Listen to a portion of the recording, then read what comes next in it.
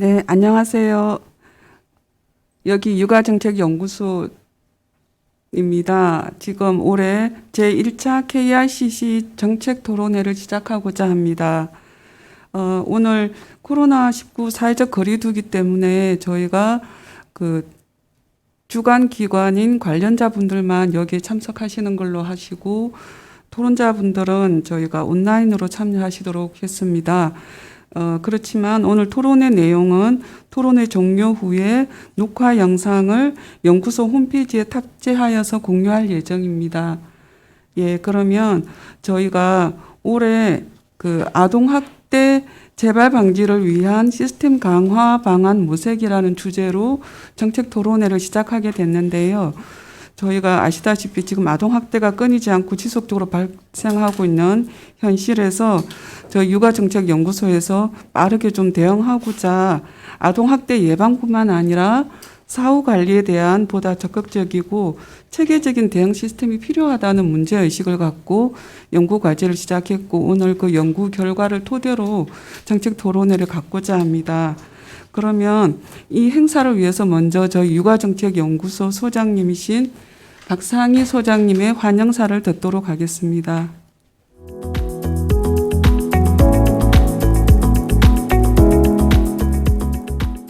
안녕하십니까.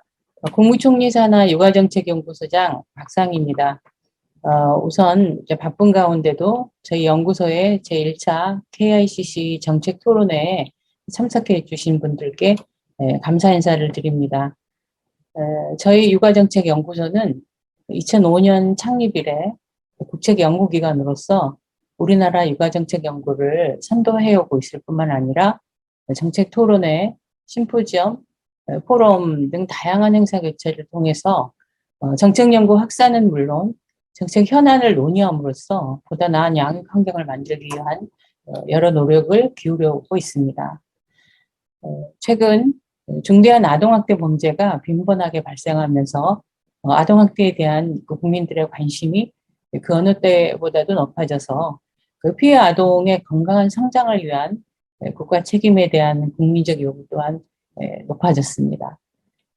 이러한 요구에 부응하고자 국회가 2020년 3월 5일 아동학대 범죄 처벌 등에 관한 특례법을 개정하고 지난 10월부터는 아동학대 전담 공무원을 배치하기 시작했습니다. 이는 이제 기존의 민간기관인 아보전이 수행하던 아동학대 관련 현장 조사, 응급조치 등 관련 조치를 지자체 소속 아동학대 전담 공무원이 수행하도록 함으로써 아동학대 관리에 대한 공공의 역할을 강화하려는 노력의 일환으로 볼 수 있겠습니다. 이러한 관련 법의 개정, 또 그에 따른 기본적인 시스템의 변화 및 업무 분장의 변화로 2021년 현재 우리 사회 어느 분야보다도 아동학대 정책에 대해서는 많은 변화가 일어나고 있습니다. 하지만 아동학대는 발견과 대응이라는 다른 폭력 행위와 달리 폭력의 가해자가 보호자인 경우가 많은 매우 복잡하고 재발 방지가 어려운 범죄 하나입니다.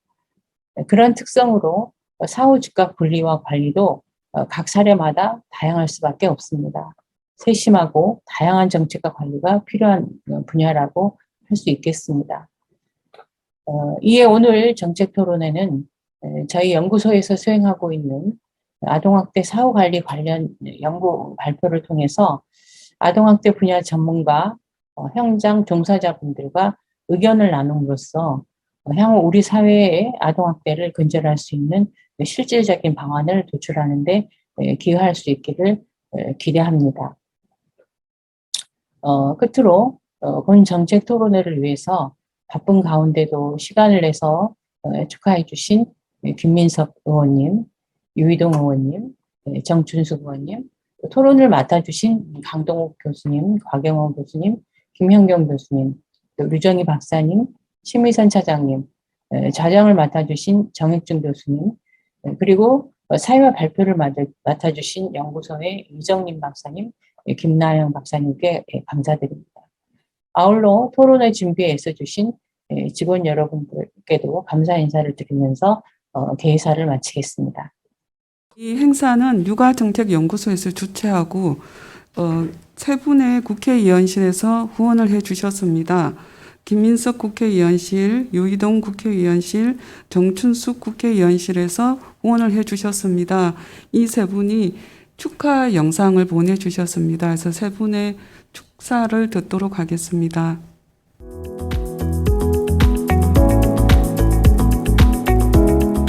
안녕하십니까. 국회 보건복지위원장 김민석 의원입니다. 작년과 올해 저희는 우리 사회에서 발생하는 아동학대 이슈를 참 많이도 접했습니다. 굉장히 가슴 아픈 시간들이었습니다. 그 이슈에 대한 논의는 많았고 걱정은 컸고 또 정책과 법은 개발되고 시도되었지만 여전히 그 문제들을 100% 우리가 해결할 수 있다 자신하기는 어려운 상황입니다. 예방을 위한 여러 가지 조치가 있었습니다. 그러나 여전히 문제는 발생하는 것을 우리가 솔직히 인정해야 하고 이것을 재발의 방지를 막기 위한 사후 관리나 이런 것들이 굉장히 중요한 문제의 하나라고 봅니다.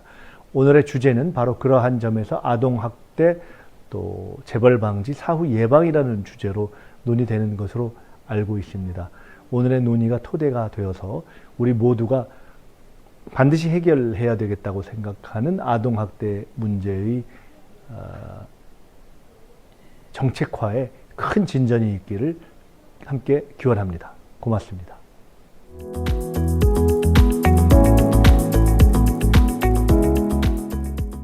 아동학대 재발 방지를 위한 시스템 강화 방안 모색 토론회 개최를 진심으로 축하드립니다.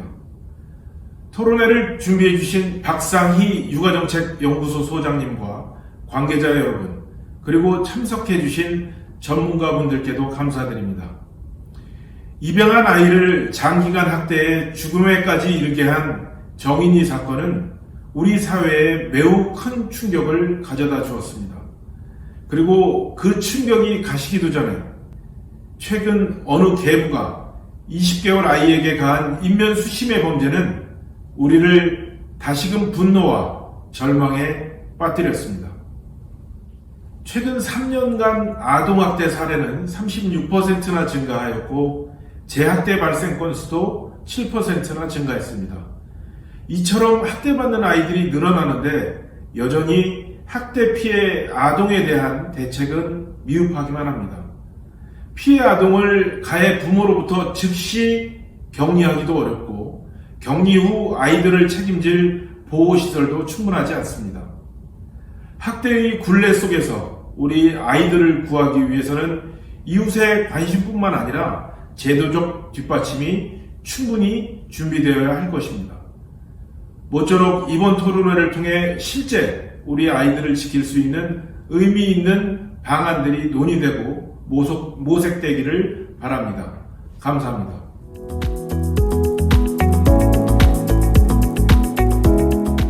안녕하세요. 국회 보건복지위원회 경기 용인시병 정춘숙 의원입니다.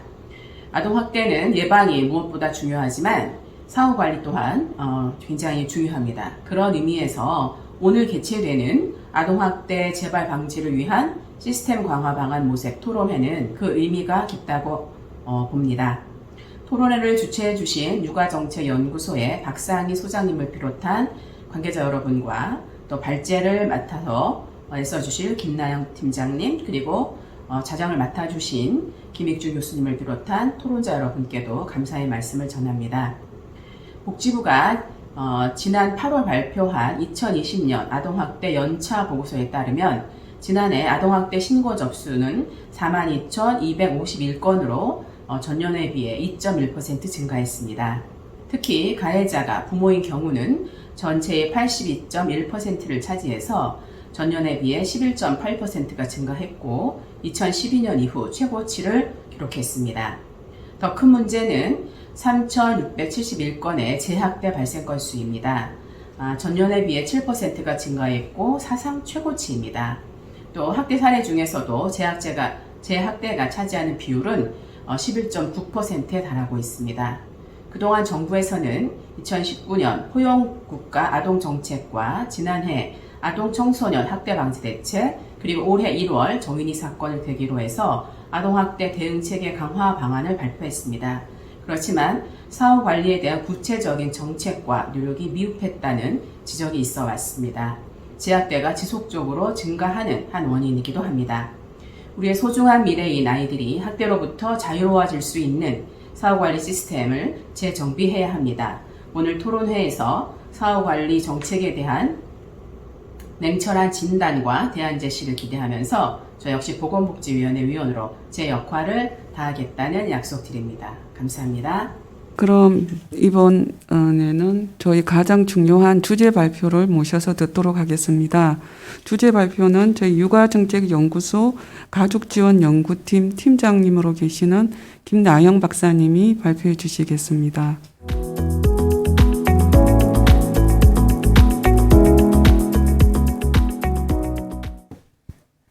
안녕하십니까. 방금 소개받은 육아정책연구소 김나영입니다. 오늘 여러분들께서 축사도 많이 해주시고 지금 굉장히 중요한 국가적인 이슈이기 때문에 이 부분을 오늘 저희가 주제 발표를 하고 토론자분들의 열띤 토론을 청해 듣는 것으로 하겠습니다. 네, 발제에 먼저 들을 내용은 아동학대 재발 방지를 위한 시스템 강화 모색 부분입니다. 저희 연구에서 가장 좀 중점을 둔 부분이 앞서 여러 축사에서도 언급됐지만 이 재발 방지 부분입니다.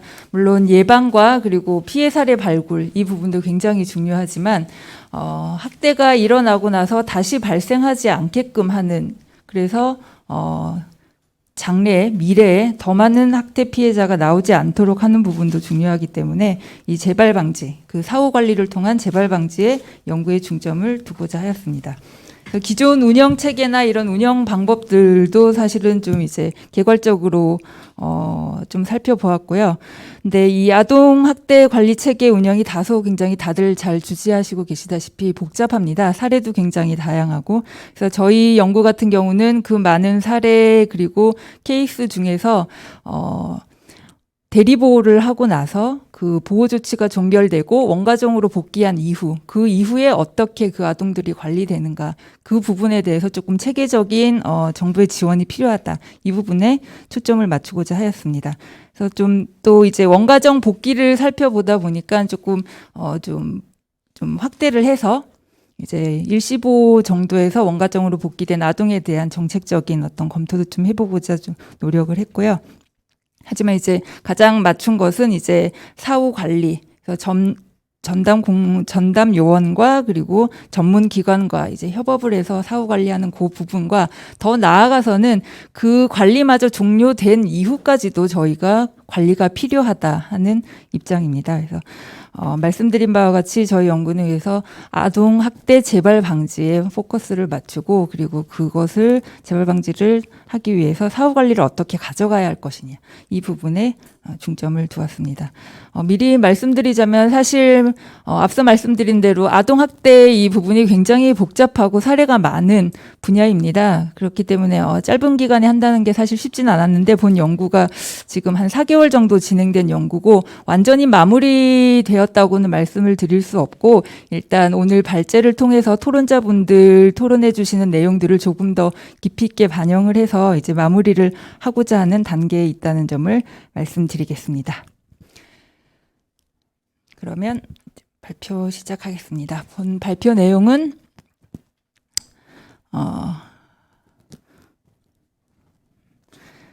개괄과 그리고 연구 방법 소개를 드리고 아동학대 실태 및 정책 현황 말씀드리고 해외 사례를 간략하게 짚어보고 그리고 저희 연구에서 심층 의견 조사를 현장 전문가를 대상으로 실시를 했습니다.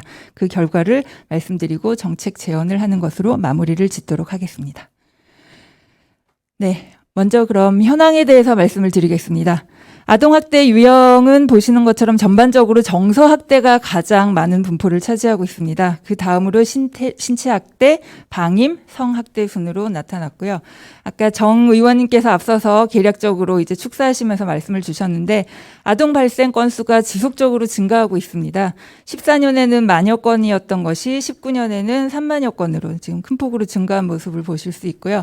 물론 과거에 비해서 사례 발굴이 더 적극적으로 되고 있다는 부분도 감안을 해야 될 것 같지만 증가폭이 상당히 크다는 것을 알 수 있고 또 지속적으로 증가가 이루어지고 있는 상황입니다. 그 중에서 재학대율이 11%에 이릅니다.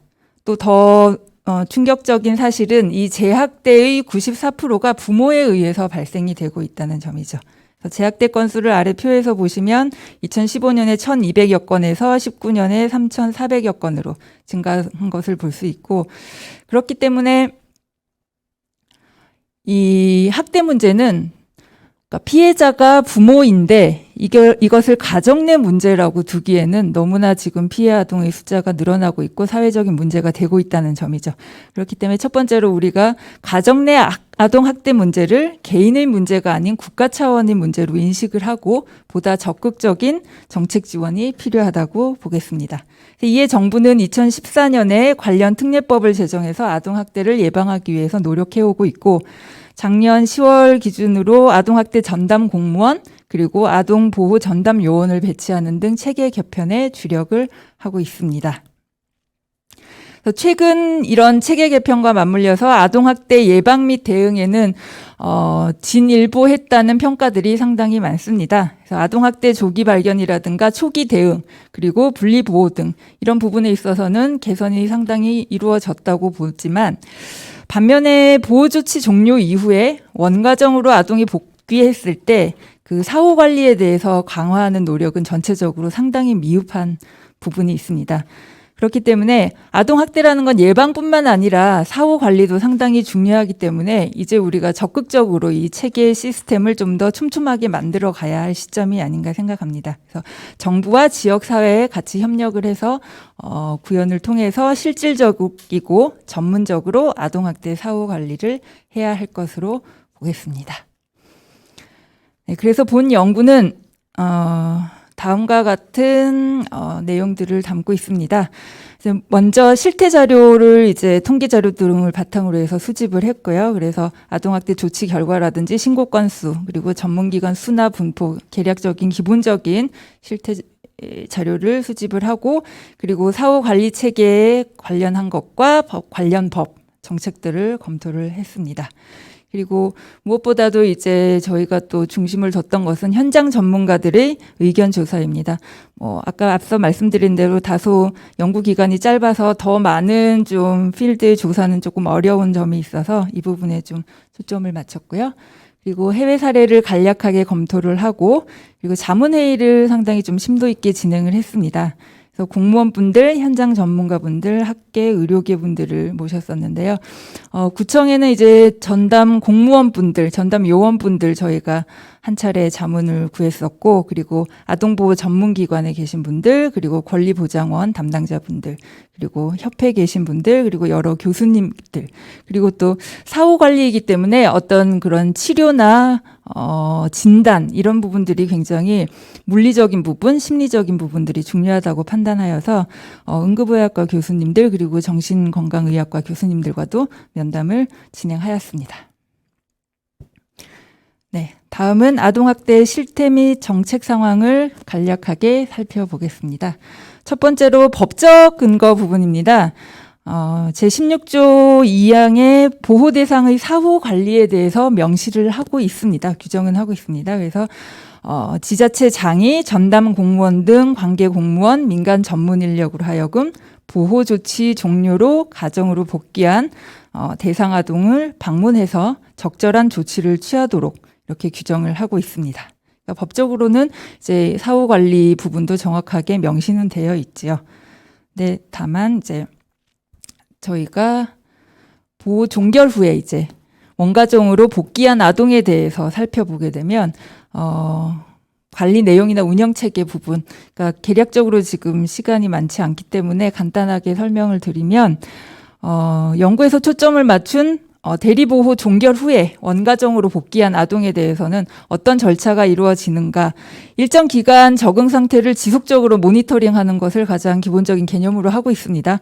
그래서 아동이 속한 시군구의 아동보호 전담 요원이 기간은 1년 동안 사회에 사회에 걸쳐서 실시를 하게 돼 있는데 복귀하고 일주일 내에는 반드시 이제 가정 방문을 하게 되어 있습니다. 그 이후에 1개월 이내는 2회 이상의 모니터링을 하게 돼 있고 그리고 6개월 이후로는 정기적인 모니터링을 실시를 하게 되어 있습니다.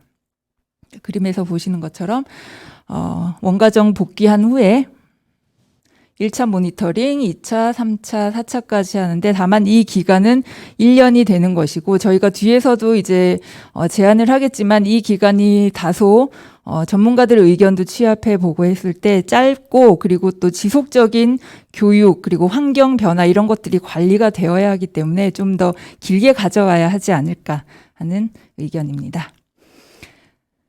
그리고 또 정보 관리가 중요하겠죠. 아동학대 그 케이스에 대한 그래서 이 부분도 관련 법으로 규정은 되어 있습니다. 그래서 피해 아동 가정의 사후 관리 업무를 수행하기 위해서 이런 관련 정보를 활용할 수 있도록 권한 등을 부여하고 있는 법을 수립을 해서 사용을 하고 있습니다. 앞서도 말씀드린 것처럼 아동학대 운영과 체계 관리가 굉장히 복잡합니다. 사례와 그리고 경우들이 굉장히 다양하고 그렇기 때문에 관리 역시 복잡해질 수밖에 없는데 이거는 이제 올해 새로 이제 발간된 업무 매뉴얼에 따른 아동학대 아동보호 업무 흐름도입니다. 그래서 보시는 것처럼 제일 처음에 신고가 된 부분 그리고 의뢰를 한 부분으로 해서 두 갈래로 나뉘어서 쭉 진행이 되는 것을 볼 수 있고요. 저희 연구 같은 경우는 이 제일 끝에 이제 모든 것들이 보호가 종결되고 나서 원가정으로 복귀하고 앞서 말씀드린 것처럼 일정 기간 동안 사후 관리되는 그 사후 관리와 플러스 저희가 주장하는 것은 그 뒤에도 조금 더 지속적인 관리가 필요하다 하는 부분을 말씀드립니다. 이것은 조금 더 이제 간략화한 업무 흐름도라고 보실 수 있겠습니다. 네. 이상으로 운영되는 부분을 정말 개략적으로 말씀을 드렸고요. 들여다보게 되면 앞서 보신 흐름도에서처럼 굉장히 많은 케이스들을 도식화해서 나타낸다는 게 사실 쉬운 일은 아닙니다. 하지만 가장 좀 효율적으로 업무를 운영을 해서 아동학대를 예방을 해야 하기 때문에 그러한 업무 분장과 흐름을 가지고 있고요. 해외 사례를 저희 연구에서는 미국과 그리고 영국, 일본 사례를 살펴봤습니다. 미국 같은 경우는 주별로 굉장히 다른 시스템들을 또 가지고 있기 때문에 대표적으로 큰 몇 개 지역들을 살펴봤습니다. 오늘 말씀드릴 것은 캘리포니아주와 뉴욕주인데요. 캘리포니아 같은 경우도 당연히 이제 긴급 대응하고 예방하는 역할을 하는 가족지원국을 두고 있고 이 안에서 아동학대 예방 같은 노력들을 다른 또 이제 부서를 둬서 시행을 하고 있습니다. 캘리포니아에서 이제 저희가 봐야 할 것은 기금 부분입니다. 아동학대 예방기금을 이제 가족 촉진법 등과 함께해서 지원 프로그램을 운영을 하고 있는 것이고요. 주 차원에서 운영을 하고 있습니다.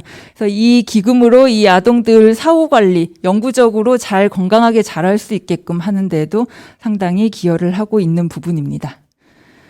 그래서 기금을 둬서 운영을 하고 있고 학대로부터 아동을 보호하고 예방하는 것은 물론이고 다른 이제 가정 외에 보호간 아동들에 대해서 영구적인 가정을 찾아준다든지 그 뒤에 자립을 지원한다든지 하는 것들을 이제 주 단위에서 이제 확실하게 기금을 둬서 운영을 하고 있는 부분입니다. 그리고 위탁 아동에게는 건강보험까지 제공해서 관련 치료나 프로그램 지원들을 안심하고 받을 수 있게 지원을 하고 있습니다.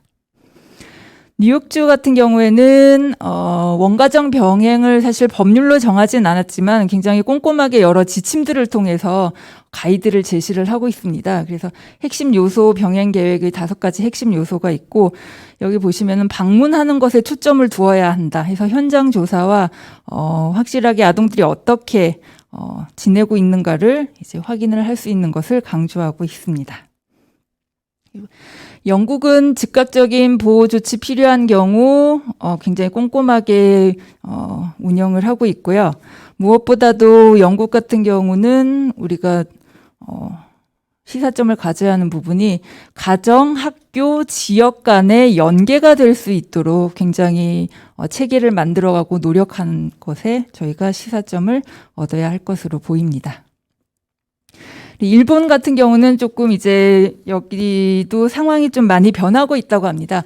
기존에는 아동 상담소 그리고 시정촌의 역할과 책임이 굉장히 분명하고 많았던 그런 체계를 가지고 있었는데 저희가 일본 쪽 학회분이랑 이제 여러 가지 연구를 하신 분 자문을 받아 보니까 이쪽 같은 경우는 오히려 민간 쪽에 조금 운영을 좀 활용하는 것들을 요새는 또 타진을 해보고 있다고 합니다. 그래서 우리와는 약간 방향성이 조금 다른 부분도 있어서 한 몇 년 정도 이제 서로 체계를 운영을 하고 연구를 해보면은 어떤 접점을 찾을 수 있거나 서로 벤치마킹할 수 있는 부분이 발견되지 않을까 하는 사례입니다. 그래서 피해 아동 자립을 위해서 이 경우에도 여러 가지 제공을 하고 있고 강력하게 이제 정부 기관, 지자체 기관에서 운영을 해오던 그런 국가 사례로 볼 수 있겠습니다. 네, 다음은 심층 의견 조사 부분입니다. 앞서 말씀드린 대로 아동보호 전문 기관 종사하고 계시는 현장 전문가들을 대상으로 의견을 수렴하였습니다. 그래서 아동보호 전문 기관 종사자 경력을 2년 이상자로 두었고요. 상당히 이직이 많은 직군이고 직종이기 때문에 다소 경력 2년 이상자들이 그렇게 저희가 생각하는 것처럼 많지는 않지만 그래도 또 사명감을 가지고 또 2년 이상 일하고 계신 분들이 또 다수 있습니다. 이분들께서 또 업무가 어렵기 때문에 경력 2년 정도는 또 업무를 하고 계셔야지 여러 가지 의견들을 가지고 계시지 않을까 해서 경력 이상자분들을 2년 이상자분들을 모셨고요. 그래서 여러 지역 권역별로 저희가 설문을 전문가 의견을 조사를 하였습니다. 의견 조사 내용은 기본적으로 가정 내 아동 학대 재발에 대해서 의견을 여쭤봤고요. 그리고 원가정 복귀 이후에 어떤 조치들이 이루어지는지, 그리고 아보전의 사후관리 현황, 그리고 사후관리 개선 요구, 그리고 대응 체계 개편 후에 어떤 업무들이 바뀌었는지 이런 것들을 조사를 해봤습니다. 그래서 주요 조사 결과를 간략하게 이제 사후관리에 대해서 몇 가지 살펴보면요. 가정 내 아동학대가 빈번히 재발한다고 응답한 경우 그분들에 대해서 보호 조치를 종결한 이후에 원가정 복귀 아동에 대해서 재학대가 발생하는 원인이 무엇이라고 보십니까? 라고 여쭤봤을 때 가장 근본적인 이유는 이제 아동학대자의 인식 및 태도가 변하지 않는 것. 이 부분을 짚었습니다. 그러니까 하루아침에 변할 수 없는 부분이라 상당히 우려가 되는 부분이기도 하죠. 그래서 부모가 양육 및 훈육에 잘못된 인식을 가지고 있거나 갈등 해결 능력 부족으로 양육 역량이 부족한 경우 되게 쉽게 변하기 어렵다는 부분을 지적을 해주셨습니다. 그래서 근본적인 변화를 위해서는 원가정이 피해 아동에 대해서 충분하게 이해할 수 있도록 그리고 양육 태도를 바꿀 수 있도록 적절한 교육이 지속적으로 뒷받침되어야 할 것으로 보이고 이러한 교육을 위해서는 결국은 인적, 물적 자원이 뒷받침되어야 할 것이라고 의견을 주셨습니다. 그래서 학대 행위자의 지속적인 또 민원이 학대 원인이 제대로 해결되지 않은 상태에서 아동을 다시 집으로 보내게 되는 결과를 초래하기 때문에 이 가정복귀 프로그램이 사실은 충분한 기간에 걸쳐서 실시되지 못하는 부분이 있습니다. 그래서 이 경우에는 어떻게 보면은 학대가 재발하게 될 것이 굉장히 높은 확률임에도 불구하고 특별한 조치가 사실상은 취해질 수가 없는 상황이기 때문에 굉장히 어려운 상황이라고 볼 수 있겠습니다. 그래서 아동들도 그렇고 또 한편으로는 이런 담당하고 계시는 기관이나 공무원, 개인들이 어떠한 이런 민원이나 고소 자체에 대응해야 하는 어려움을 또 겪고 계시기 때문에 이런 부분들도 해소를 해야 할 필요가 있겠습니다. 그렇다면은 사후관리 체계에 대해서는 어떻게 보시는가라고 여쭤봤을 때 현재 원가정 복귀 이후에 지속적인 사후관리를 할 수 있는 지원 체계가 굉장히 미흡하다고 보고 계셨습니다. 특히 이제 아동 안전을 점검하는 과정에서 정도를 판단할 수 있는 판단한 척도, 세밀한 척도나 도구가 좀 부족한 게 아닌가 하는 의견들을 주셨습니다. 그리고 학대 피해 아동에 대한 보호 조치 종결 이후 가정에 복귀한 아동에게 학대가 재발하는 것을 예방하기 위해서 무엇이 필요할 것인가. 뭐 쉽게 미루어 짐작은 할 수 있겠지만 1순위로 많이 응답된 조치는 가정 적응, 개선, 재학대 발생 여부 파악을 위해서 상시적으로 그리고 주기적으로 모니터링을 해야 한다라는 의견을 주셨습니다. 그리고 정기적인 가정 상담 치료 이런 프로그램 지원이 중요한 지원으로 나타났고 아울러 당연히 인력 확충도 의견들을 많이 주셨습니다. 네, 그래서 모니터링 상담 및 교육에 대한 의견을 보면 학교 등 유관기관과의 연계를 통한 장기적인 모니터링 진행을 의견을 주셨습니다. 사후 관리를 이 아보전이나 전담 요원분들에서 단계에서 끝내고 나면 그 이후에는 사실상 더 많은 인력들을 그 지원 체계에서 계속해서 지속적으로 공급하기는 어렵기 때문에 지역의 그런 연계 체계, 시스템 인프라들을 좀 활용을 해서 장기적으로 모니터링을 끌고 나갈 수 있도록 하는 것이 필요하다라는 의견이셨고요. 그리고 상담 및 교육 프로그램에 대해서는 대면 상담에 대한 중요성을 말씀을 해주셨습니다. 그리고 관련 인력은 이런 전문성을 길러야 할 필요성에 대해 말씀을 해주셨습니다. 네, 이러한 해외 사례 그리고 전문가 의견 조사를 바탕으로 해서 본 연구에서 정책 제언을 크게 두 부분으로 일단 해봤습니다. 제도적 기반을 강화해야 되는 부분 그리고 그 기반을 바탕으로 해서 세부 과제, 실행해야 할 세부 과제들 몇 가지를 제시해 보고자 합니다. 사후 관리 강화의 제도적 기반 보시면 첫 번째로는 법률적 근거 보완 필요하겠다. 잠시 후에 이제 강 교수님께서 법률적 관련해서는 토론에서 의견을 더 많이 주시겠지만 현행 학대 아동 관련 시행 및 시행 규칙에서는 이런 보호 종결 앞단 부분과 관련한 이런 세부 사항들은 굉장히 상세하게 규정이 되고 있는데 그 이후는 사실 다소 미비한 부분이 있기 때문에 아까 보셨다시피 사후 관리에 대해서 법적으로 규정은 하고 있지만 내용이 굉장히 일반적인 내용이기 때문에 조금 더 세밀하게 규정이 되어야 할 필요가 있겠다고 보겠습니다.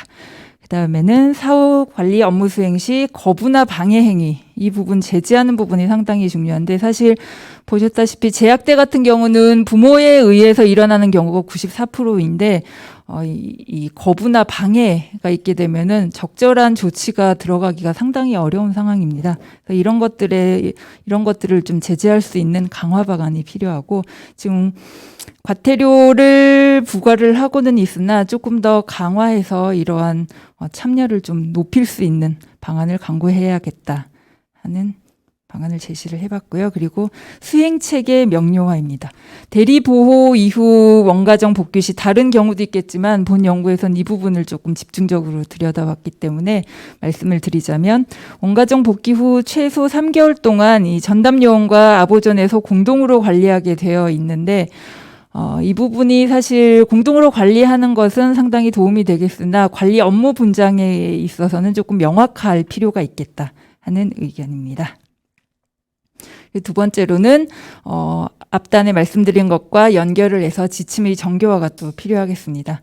아동 학대에 대해서는 아동 보호 아동 이런 큰 카테고리에서 조금 더 좀 분리를 시켜서 정확하고 명확하게 좀 더 향후에는 가져가야 할 필요가 있지 않을까 생각을 합니다. 그래서 학대 아동에 대한 보호 서비스는 이 업무 매뉴얼에서 제시를 하고 있지만 각각의 보호 단계별로 발생 유형이 굉장히 다르고 상황들이 매우 복잡합니다. 그렇기 때문에 체계적인 이해가 다소 쉽지 않은 부분도 있고 그리고 지금 말씀드린 전담 요원이나 전담 공무원 같은 경우는 지금 배치받은 그 기간이 길지 않기 때문에 상당히 업무의 전문성이 향후에는 나아지겠지만 어려운 부분들이 있기 때문에 이런 부분들을 저희가 체크를 해본다면은 누구라도 좀 쉽게 이해를 할 수 있는 업무 매뉴얼이나 지침들이 향후에는 좀 제공이 되어야 할 것이다 라고 생각합니다.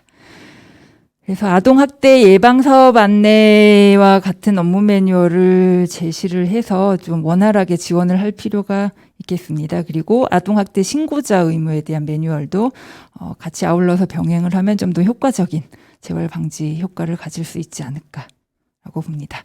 두 번째로 사후 관리를 위한 세부 과제 몇 가지 살펴보고 오늘 발제를 마무리를 하도록 하겠습니다.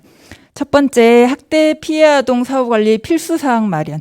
지금 구체적으로 조치 사항과 세부 규정들이 지금 여러 차례에 걸쳐서 미흡하다고 말씀드리는 것과 같은 맥락입니다.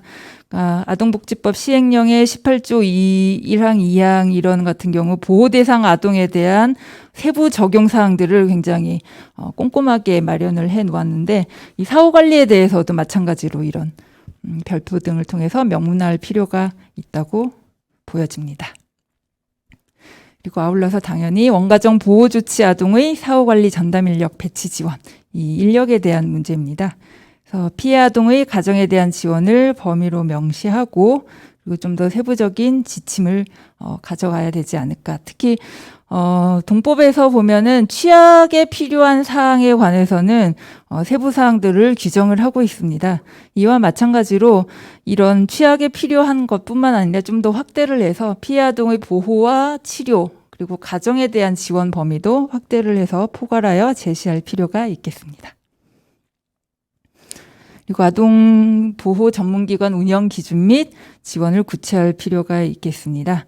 해당 요건만으로는 지금 우리가 가지고 있는 시행령 요건만으로는 시설 보호 아동에 더해서 이런 충실히 그러니까 원가정으로 복귀한 아동까지 충실히 이루어질 수 있을지에 대한 우려가 많은 전문가들로부터 있었고, 그렇기 때문에 아동 학대 원가정 복귀에 대해서 기본적으로 관리 아동에 대한 규모부터 선제적으로 고려를 해서 이 대상 규모에 무엇이 필요한가를 정확하게 산출을 할 필요가 있습니다. 그렇게 되면은 이제 저희가 적정 배치 인력 기준을 산출을 할 수 있을 것이고, 그 인력의 바탕으로 해서 예산 지원 규모를 또 산출을 할 수 있을 것이기 때문에 이러한 일련의 선제적인 조치들이 필요해 보입니다.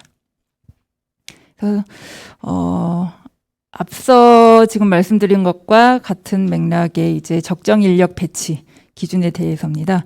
미국 뉴욕주 같은 경우는 규정으로 이제 제시를 하고 있습니다. 그래서 일반 사례관리팀 경우는 한 명이 13명의 아동을 담당하도록 하고 있고, 집중관리가 필요한 경우는 12명의 아동을 담당하도록 하고 있습니다. 그리고 우리나라 드림스타트 사업에서도 사례관리 아동 수를 하향하려는 그런 시도가 있어서 그것들을 좀 반영을 해서 저희가 지금 운영을 하고 있고, 이런 여러 가지 사례들로 봤을 때 아동학대 같은 경우, 우리나라 아동학대 같은 경우에도 적절한 인력 규모를, 그러니까 담당할 수 있는 인력 규모를 좀 규정으로 마련을 해서 정해서 인력 배치 기준을 제시를 할 필요가 있겠습니다. 그 다음엔 이제 전문성 제고를 위한 교육 강화. 현장 아까 말씀드린 대로 간략히 말씀드린 대로 아동학대 전담 공무원이나 보호 전담 요원에 대한 이 지금 배치된 지 얼마 안 됐기 때문에 있는 문제, 당연히 문제이기도 하겠지만 앞으로도 현장에 대한 경험이나 전문성을 더 적극적이고 신속하게 확보해 나가야 할 것입니다. 그래서 좀 더 세부화된 점검 도구나 매뉴얼을 우리가 제공을 할 필요가 있겠다. 그리고 네 번째로는 이제 사후 관리, 그러니까 원가정으로 복귀된 아동에 대해서 그 아동이 이제 지역으로 돌아가고 나서 소속되어 있는 어떤 학교라든지 이런 기관을 통해서 지속적인 지원 등이 필요하다라는 말씀을 드리겠습니다. 앞서 그림에서 사후 조치에 대해서 보신 것처럼 1년간 사회의 모니터링을 실시하도록 되어 있습니다. 하지만 이 이후에도 더 지속적으로 길게 모니터링을 해서 치료도 지원을 하고 그리고 생활 환경이 어떤지를 계속해서 팔로우업을 해 나갈 필요가 있겠습니다. 이를 위해서는 거주 지역 간의 연계가 필요하고 그리고 그 연계된 기관들의 전문성도 저희가 확보를 할 수 있어야 하겠습니다. 그래서 이 아동학대라는 것이 뭐 하루아침에 치유가 되고 상황이 개선이 되지 않는 부분이 있기 때문에 토론 또 사후에 이제 의료계에 계신 분들께서 말씀을 있지만 이런 트라우마 치료 프로그램, 이런 심리 치료 프로그램들 이런 필요성이 굉장히 강조가 되고 있습니다.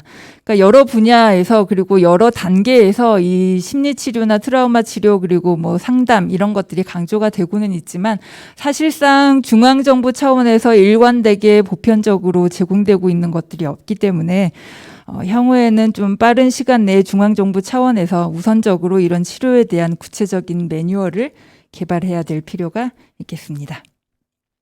그러기 위해서는 이제 공통된 척도나 도구 개발이 필요하겠죠. 그래서 원가정 복귀 후에 시기별로 저희가 이제 중점적으로 본 이 복귀 후 가정을 봤을 땐 사실 시기별로 단계별로 어떤 그런 것들이 필요하다고 하겠습니다. 그래서 가정 내 생활 환경 그리고 안전 및 건강 그리고 학대 피해 아동 가정 외 교육 그리고 보육기관에서의 생활 상태 여러 가지들을 체계화해서 살펴볼 필요가 있겠습니다.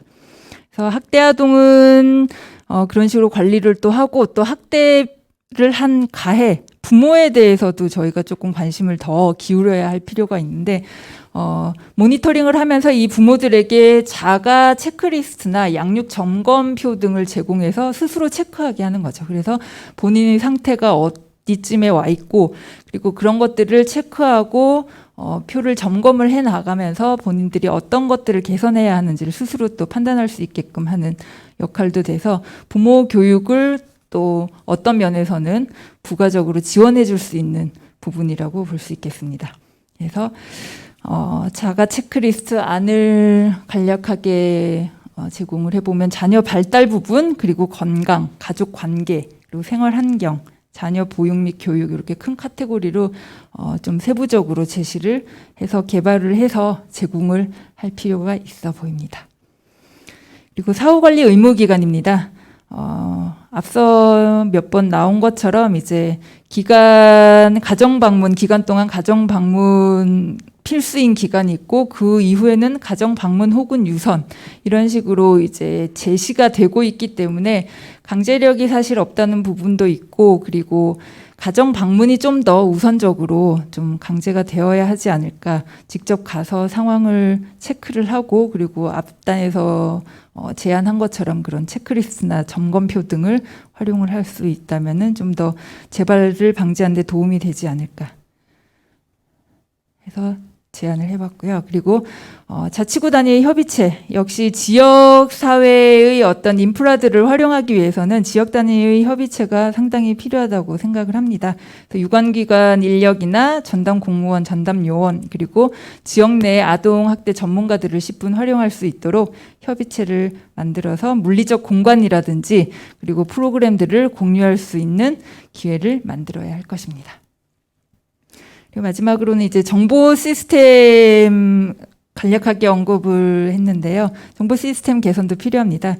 20년 위기아동 발굴, 적극 대응, 재발 방지 이런 프레임을 위해서 이 아동 행복 지원 시스템을 통해서 부처 간의 정보 연계를 강화를 하겠다고 발표를 했습니다. 그래서 부처 간 정보 공유는 상당히 긍정적이고 필요한 것입니다. 그래서 구조적으로 분절성이 있는 부분들을 해소해 나갈 수 있기 때문에 이제 다만 여기서 더 덧붙여서 제안을 하자면은 이 정보 자체를 좀 더 기초적인 정보를 더 많이 축적을 하고 그리고 위험도별로 분류를 해서 우리가 실질적인 체계를 만드는 데 활용할 수 있도록 했으면 하는 그런 관점에서 제안을 했습니다. 특히 이제 마지막에 작게는 썼지만 아동학대 신고 이후에 학대 판단을 받지 못하고 이제 그냥 케이스가 종료되는 이런 경우도 사실은 가능하다면은 정보에 같이 수집이 돼서 나중에 뭐 재학대 재신고가 들어왔다든지 이럴 때 좀 적극적으로 대응할 수 있는 활용 정보로 사용을 할 수 있으면 하는 바람입니다. 네, 이상으로 발제를 마치겠습니다. 토론자 여러분들의 또 적극적이고 심도 있는 토론 부탁드리겠습니다. 감사합니다. 네, 발표 잘 들었습니다. 오늘 이 연구는 저희 김나영 박사님을 비롯하여서 가족 지원 연구팀 팀원들이 함께 하셨던 연구고요. 이제는 종합 토론 시간으로 정익준 교수님께 모든 마이크를 넘깁니다. 예, 진행 부탁드립니다.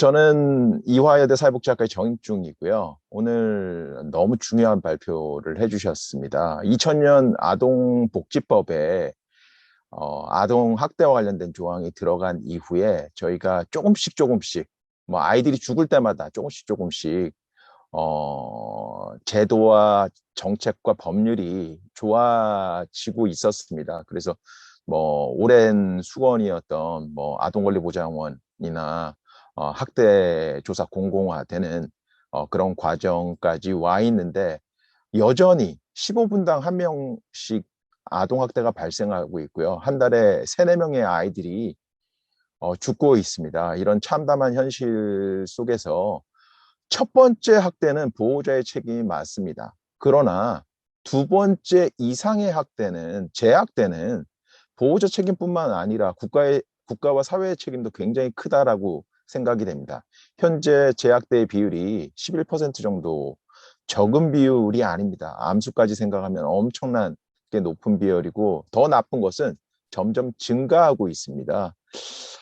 그런 의미에서 굉장히 중요한 과제, 어떻게 보면 아동학대 재발 방지라는 과제를 이렇게 체계적으로 정리해서 발표해 주신 김나영 팀장님께 감사드립니다. 지금 오늘 토론자로 이 분야에서 가장 저명하고 활발하게 활동하시는 분들을 5분을 이렇게 모셨습니다. 학계와 뭐 정책 현장을 전방위로 왔다 갔다 하시는 분들을 이제 모셨는데요. 동국대학교 법과대학의 강동욱 교수님부터 모시겠습니다. 예, 발표 잘 들었습니다. 오늘 좋은 그 기회에 참여할 수 있도록 해주셔서 감사드립니다.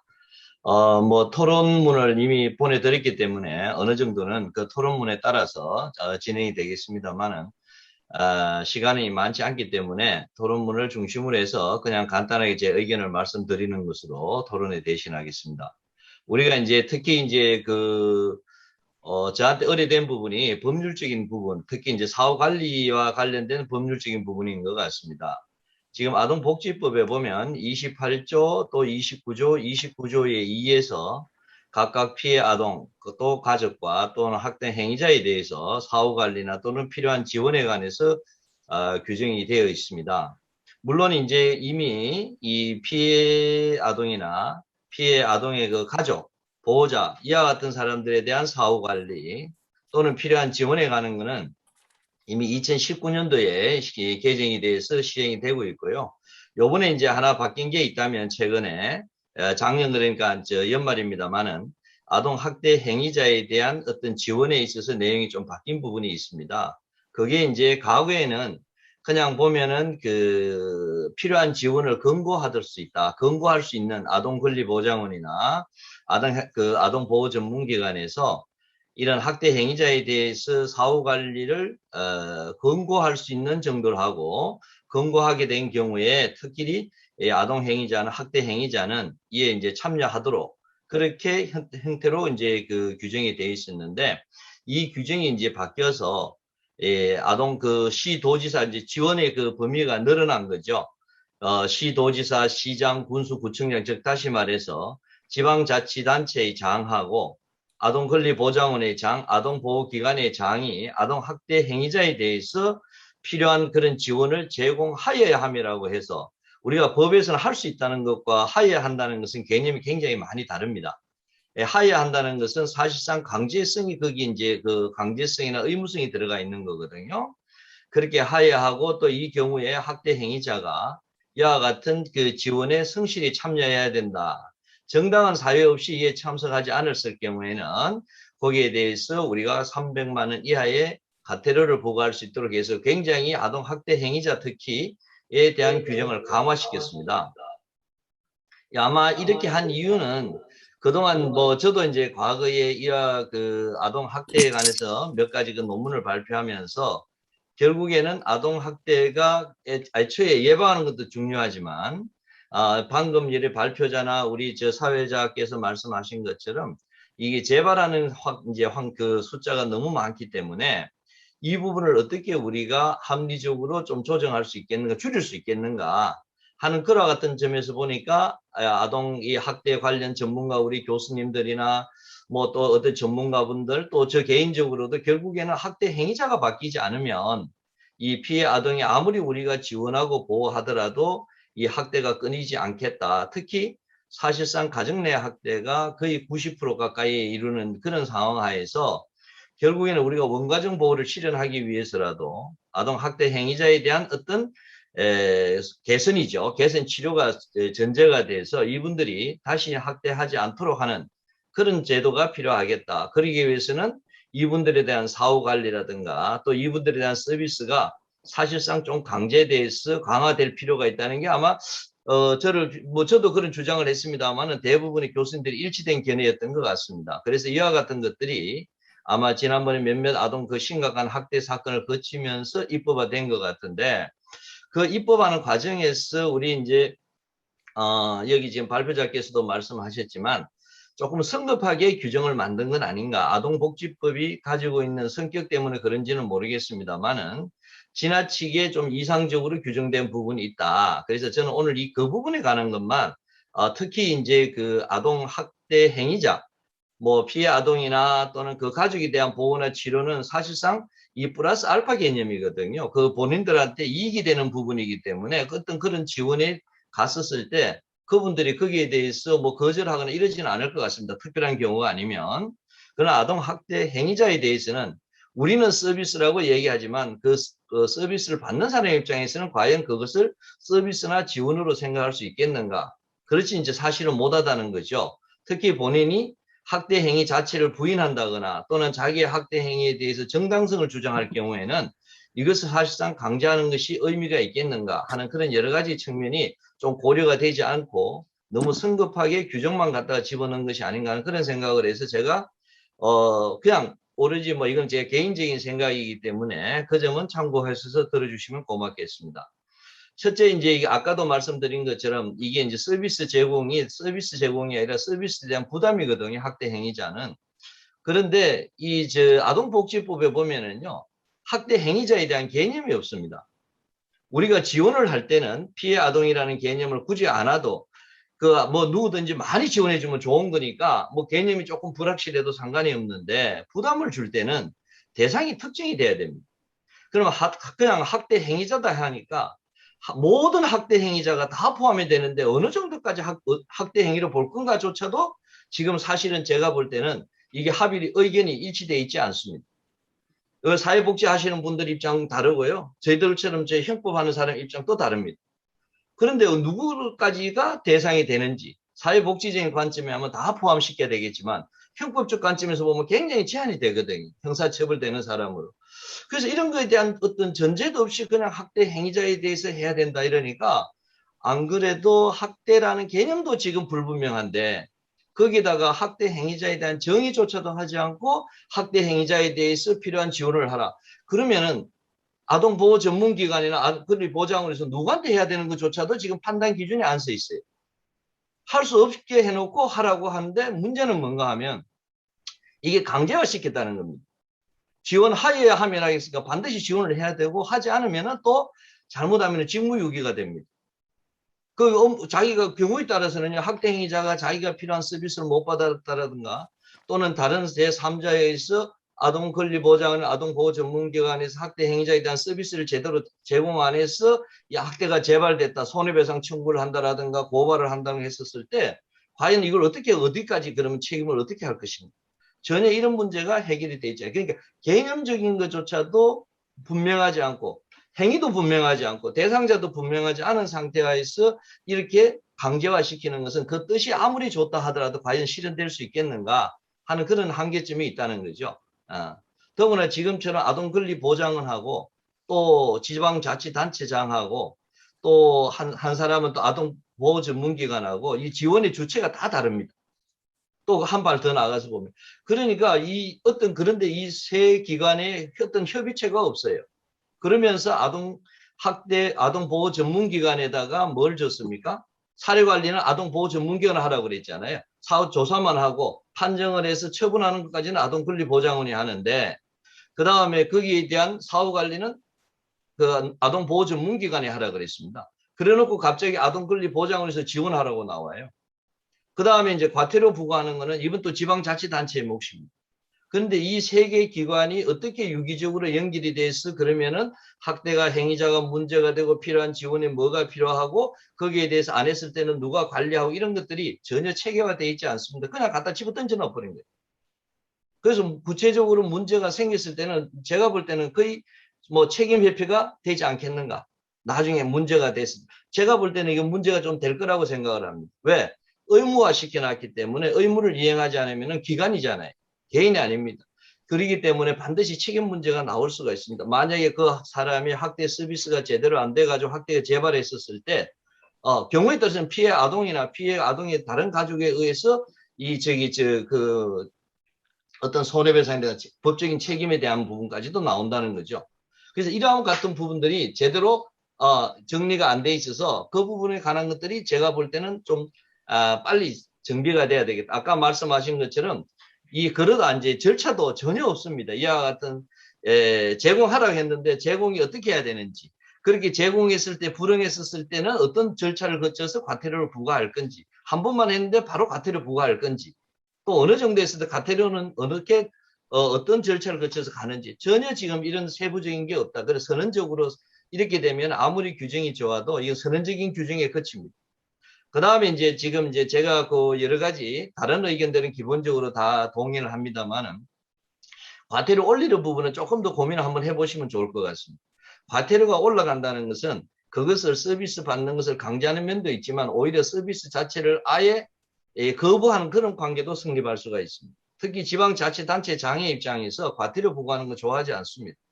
그 사람들은 표하고 관련이 되기 때문에 우리가 생각하는 듯이 그렇게 쉽게 과태료 부과하지는 않습니다.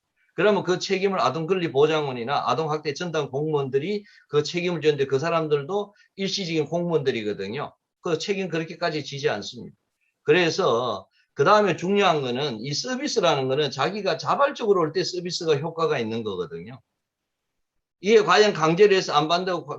근데 그런 분들이 대개 보면은 지금 아동학대 일어나는 가정을 보면은 경제적으로 되게 어려운 가정들입니다. 그 어려운 가정에 그 사람 과태료 낼 방법이 없습니다. 오히려 그거 자체를 하게 되면은요, 육아 자체를 포기할 수도 있습니다. 그 이후에 그러면 국가가 그 아이들을 떠맡을 수 있는 여건이 돼 있는지, 우리가 이상과 현실은 달라거든요. 그 다음에 이제 마지막으로 한 가지만 제가 시간이 지금 뭐 나머지는 그냥 내용에 대치하는 걸로 하고요. 한 가지만 제가 더 말씀드리고 싶은 거는, 자, 과연 그러면은 아동보호 전문기관이 민간기관이거든요.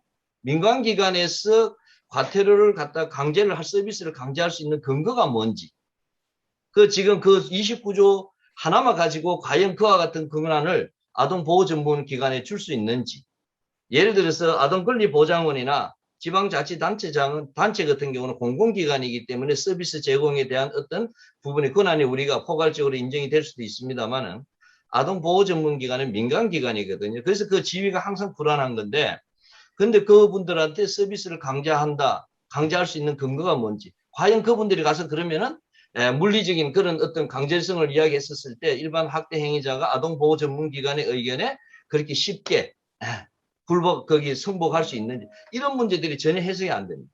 또 이제 마지막으로 하나만 제가 한 개만 더 말씀을 드릴게요. 그 다음에 여기서 빠진 게 뭔가, 뭐 아까도 제가 말씀드린 것처럼 우리는 서비스라 그랬지 않습니까? 그런데 학대 행위자 입장에서는 부담입니다. 그러면은 그 사람이 서비스를 갖다가 자기가 제공하려고 했었을 때 거절할 수 있는 권리, 이것도 사실은요 우리가 한 번 좀 고민해 봐야 됩니다. 이미 그분은 학대 행위자로서 처벌을 받고 온 사람이에요. 다 처벌받고 왔는데 그 다음에 부가적으로 법원의 뭐 결정에 의해서 강제되는 게 아닙니다. 그 이후에 필요에 의해서 우리가 제공하는 거거든요. 근데 그게 근거가 명확하지 않기 때문에 자기가 거기에 대해서 이의 제기를 할 수 있는 우리가 최소한의 권리는 보장을 해야 됩니다. 아무리 학대 행위자가 나쁘다 하더라도 우리가 그보다 더 흉악한 범죄자들한테도 법적인 그런 이의 절차나 제기할 수 있고 이런 그 절차들이 마련되어 있는데 전혀 안 돼 있어요. 그래서 이런 부분도 한번 보시고, 또 더 한 가지, 요거는 뭐 제가 제 권한은 제 범위는 아닌 것 같습니다만은, 자, 서비스 제공이 지금 보면은요, 아동 보호 전문가의 서비스 제공하는 서비스가 굉장히 한정이 되겠습니다. 물리적이고 인적인 여건이 안 갖춰지다 보니까. 그런데 이제 앞으로 여건이 좋아진다면 제가 볼 때는 우리가 제공하는, 그러니까 국가가 제공하는 서비스뿐만 아니라 학대 행위자가 서비스를 요청할 수 있는 부분도 우리가 한 번쯤 고민해 볼 필요성이 있지 않겠는가. 내가 학대하고 싶지 않은데 막 학대가 나도 모르게 그렇게 된다 이게. 그래서 나 이런 서비스 좀 해달라고 요구를 할 수 있는 그런 것까지도 한번 이번 기회에 고민해 보시면 제가 볼 때는 조금 더 나은 서비스 제공이 되지 않고 또 그것이 효과적으로 이루어질 수도 있지 않겠는가. 우리가 서비스를 제공한다 하더라도요. 이 강제하는 부분에 있어서는 상당히 그 효과라고 생각해 보면 효과와 관련지에서 보면 조금 신중을 기하고 어떻게든 그분들이 자발적으로 이 국가가 제공하는 서비스 틀 속에 올 수 있는 그런 어떤 시스템도 같이 좀 마련하면 좋지 않겠냐 그런 생각을 하게 됩니다. 예, 시간이 뭐 좀 다 된 것 같아서 뭐 더 하고 싶은 얘기는 있습니다만은 이것으로 마치도록 하겠습니다. 감사합니다. 네, 토론자로서 아주 훌륭한 토론을 해주셨는데 제가 사회자가 좋은 사회자는 시간을 잘 맞춰야 되거든요. 교수님 덕분에 제가 좋은 사회자가 되기가 어려워질 농담이고요. 하여튼간 다른 분들은 제가 그 관여를 할 뻔했는데 다른 분들은 좀 시간을 좀 지켜주시면. 근데 저는 굉장히 좋았던 게 아까 전에 얘기한 것처럼 저희가 법률적인 부분들 굉장히 중요하고요. 아까 전에 얘기했던 뭐 서비스를 거절하거나 뭔가 요청할 수 있는 권리 이런 것들은 다시 한번 저희가 고민해 볼 필요가 있지 않을까 이렇게 생각이 듭니다. 그럼 바로 이어서 김연경 교수님께서 또 토론을 해주시겠습니다. 네, 안녕하세요. 발표 잘 들었습니다. 그리고 이렇게 초대해 주셔서 감사합니다. 시간이 많지 않아서 제가 간단하게 시간 내로 마치도록 하겠습니다. 그러니까 첫째는 뭐냐면 지금 최근에 학대 사건들이 많은 사회적 관심을 받으면서 여러 기관에서 그러니까 소위 말하는 시스템을 갖추기 시작했잖아요. 아동학대를 예방하거나 줄이기 위해서. 그런데 이제 아까 교수님께서 지적해 주신 대로 과연 이런 기관들이 만드는 시스템들이 어떻게 유기적으로 작동을 할 것인가에 대해서 우리가 생각을 해봐야겠다. 근데 이제 저는 아동 발달을 전공하는 사람으로서 이런 시스템을 보면서 느낀 것들을 몇 가지 이제 말씀을 드리면, 하나는 뭐냐 하면 이러한 시스템들이 굉장히 중요한 전제 조건을 깔고 있다. 뭐냐 하면은 재학대를 막기 위해서 관리 체계라는 것들이 여러 가지 교육이라던가 부모 교육, 그다음에 물론 프로그램이라던가 상담이라던가 이런 많은 것들이 굉장히 효과적인 것들이라고 가정하에 이런 시스템들이 마련되어졌다. 그런데 과연 몇 개나 되는 교육 프로그램이, 몇 개나 되는 부모 교육 프로그램, 몇 개나 되는 상담 프로그램, 몇 개나 되는 놀이치료 프로그램, 이런 것들이 근거에 기반한 프로그램인지, 그래서 이런 프로그램들이 도대체 어떤 이론을 근거로 해서 어떻게 개발이 되고 어떻게 효과성 검증이 되었는지, 그러니까 만약에 이런 프로그램들이 제공하려는 서비스가 근거에 기반하지 않으면 아무리 여러 개 프로그램이 있어도 이 아동학대를 재발하고 막는 데는 효과적일 수가 없다. 그러니까 겉으로 저희가 시스템을 아무리 잘 만들어도 이 구석구석에 있는 프로그램들이 근거 기반한 효과성이 이제 검증이 된 것이어야 한다라고 저는 생각을 하고요. 두 번째는 사실은 첫 번째보다 더 중요한 것일 수도 있는데, 이런 시스템들을 개발을 하다 보면 말씀하신 대로 책임 소재를 따지게 되다 보니 시스템을 갖추는 건 좋은 것인데 이 시스템이 굉장히 융통성 없이 그러니까 획일적으로 시행될 가능성이 너무너무 많다. 그런데 이 시스템도 보면 사실은 이 학대라는 것이 개별 가정의 특성, 그다음에 개별 아이의 특성 등등을 고려해서 이런 지원 체계가 제공이 되어야 되는데, 지금 그런 것들에 대한 논의들이 얼만큼 되어 있는지, 예를 들어서 이제 경찰에서 만든 시스템에 의하면 이제 그 정인이 사건이 몇 번이나 신고가 들어갔는데도 불구하고 놓쳤다.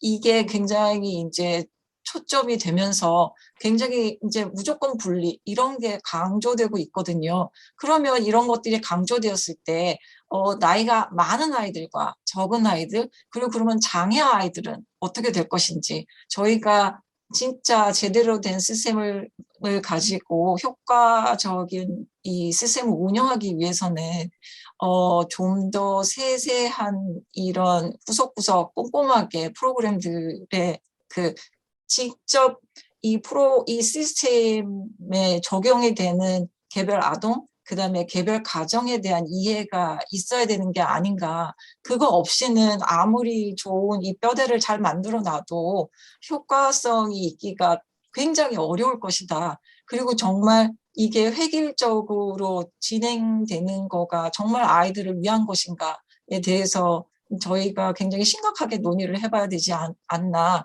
그러니까 어떤 경우에는 장애아인 경우 자기 의사를 제대로 피력하기도 어려울 텐데, 그러면 이 아이들의 관심, 그 아이들의 욕구 이런 것들은 어떻게 반영이 될 것인가 이 시스템 안에서. 그래서 시스템은 사람을 위해서 만드는 것이다. 그런데 지금 우리의 경우 여기에 해당하는 아이들이 대부분 미성년자이고 그다음에 굉장히 취약한 아이들이고 발달이 지체된 아이들일 수도 있다.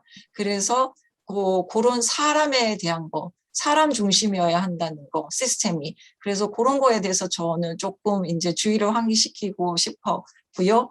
그 다음에 이제, 사실은 이런 많은 학대 사건들이 이전에 시스템이 없었기 때문에 생긴 거는 아니잖아요. 예. 그래서, 이렇게 시스템을 굉장히 많은 노력과 돈을 들여서 만드는데, 그러면 이런 시스템이 앞으로 나아가기 위해서 조금 더, 그러니까 오늘보다 내일의 시스템이 나아지기 위해서는 항상 이 시스템이라는 거가 항상 평가를 받아야 되고, 이 논의가 되어야 되는데, 저희는 이렇게 시스템을 한번 만들면 그러면 또 잊혀지는 게 아닌가. 그런 다음에 이제 큰 사고가 일어났을 때 그러면 누가 잘못했지? 이렇게 책임 소재만 따지다 보니 항상 처음부터 다시 시작하는 꼴인 것 같은 거예요.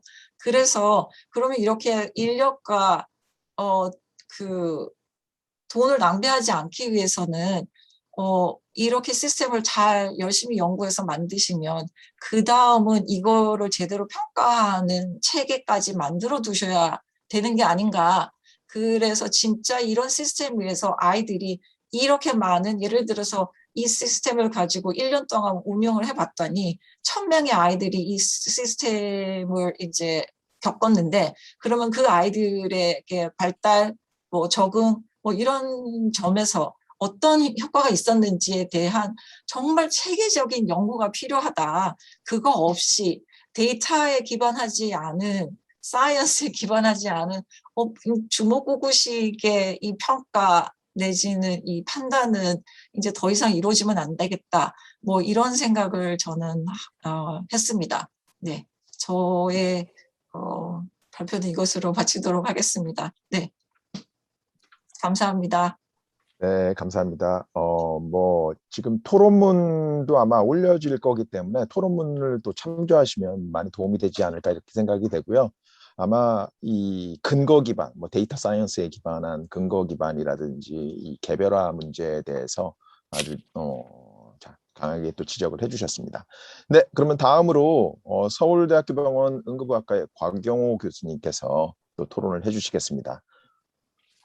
네, 여러분 안녕하십니까. 서울대병원 응급의학과의 곽경호입니다.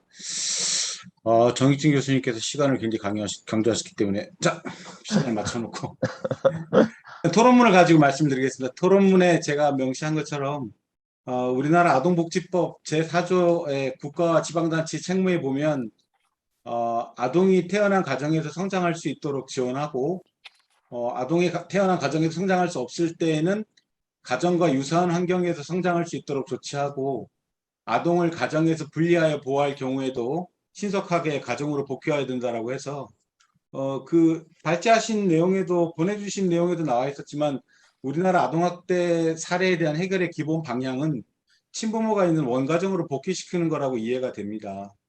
사실 이거 학생들한테 교육을 하면 학생들 중에서 그런 얘기를 하는 의과대 학생들이 있는데 아니 여기 나오지만 전체적으로 학대자의 75%가 친부모인데 친부모가 있는데 다시 돌려보내는 게 말이 되냐. 국가가 애를 뺏어야 되지 않냐. 이런 얘기를 하는 사람들도 학생들이 있습니다. 그래서 복잡하군 이런 생각이 들 때가 있는데 그 말씀드린 것처럼 이제 그런 내용에 관한 논의도 많았지만 결과적으로는 원가정 보호가 더 적절하다는 것에는 저도 동의를 하는데요. 그래서 결국은 사후 관리의 핵심은 저는 그래서 이 토론문도 제목을 그렇게 달았습니다만 사후 관리의 핵심은 정상적인 가정 회복이다라고 제목을 달았었고요. 그래서 이제 원가정으로 복귀를 고려하게 된다면 여러 가지 단계가 있는데 제가 나름대로 정리를 해보니 사실 저는 뭐 이 분야에서 다른 분야 의사이기 때문에 다 잘 알지는 못한다고 생각됩니다만 제가 논리적으로 분리를 해보니까 한 6단계 정도를 6가지 정도의 꼭지가 나온다고 생각이 들었습니다. 첫 번째는 원가정을 회복을 위해서는 무엇보다도 행위자의 가능성이 큰 부모의 교육과 상담이 적절하게 이루어져야 되고요. 두 번째는 피해 아동의 원가정 복귀가 적절하게 준비되며 진정으로 원하는지 아이에 대한 평가가 적절하게 이루어져야 될 거라고 생각이 들었습니다. 세 번째는 원가정이 양육에 적절한 환경이 되도록 양육 환경이 조성되도록 사실은 사회 경제적 지원이 포함되어야 된다고 생각이 들었고요. 네 번째는 원가정 준비 여부를 확인하는 그 프로세스가 전문적인 위원회에 의해서 그리고 지역에서 확립된 여러 전문가가 참여하는 위원회에 의해서 제대로 평가되어야 된다고 생각이 들었고요. 다섯 번째는 원가정이 만약에 준비되어 있지 않다라고 판단이 되면 뭐 기간이 지난데 어쩔 수 없잖아. 원가정으로 가야지 어떡하겠어. 이런 식으로 끝내는 것이 아니라 대안이 있어야 될 거라고 생각이 들었습니다. 그리고 원가정 복귀가 안 될 경우에도 아이를 보호할 수 있는 대안이 있어야 될 거라는 게 다섯 번째 생각이었고요. 여섯 번째는 이제 원가정 복귀 후에 추적 관찰에 대해서 전문화와 인력 충원이 필요한데 말씀드린 6가지 중에서 첫 번째하고 마지막 분야는 특히 제가 관련된 분야가 아닌 것 같아서 2, 3, 4, 5 분야에 대해서 조금 더 말씀드리고 제 의견을 마칠까 합니다.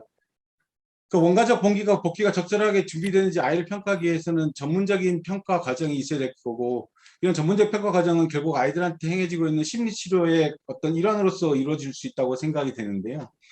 아까 김영경 교수님 말씀하셨을 때 저도 많이 동의가 됐는데 과연 그 여러 가지 심리치료가 얼마만한 그 근거와 효율성에 입증이 된 과정을 가지고 하고 있는지에 대해서 뭐 의문이 제기됐다고 말하면 제가 신뢰가 될지 모르겠습니다만 의구심을 가질 수도 있다고 생각이 됩니다.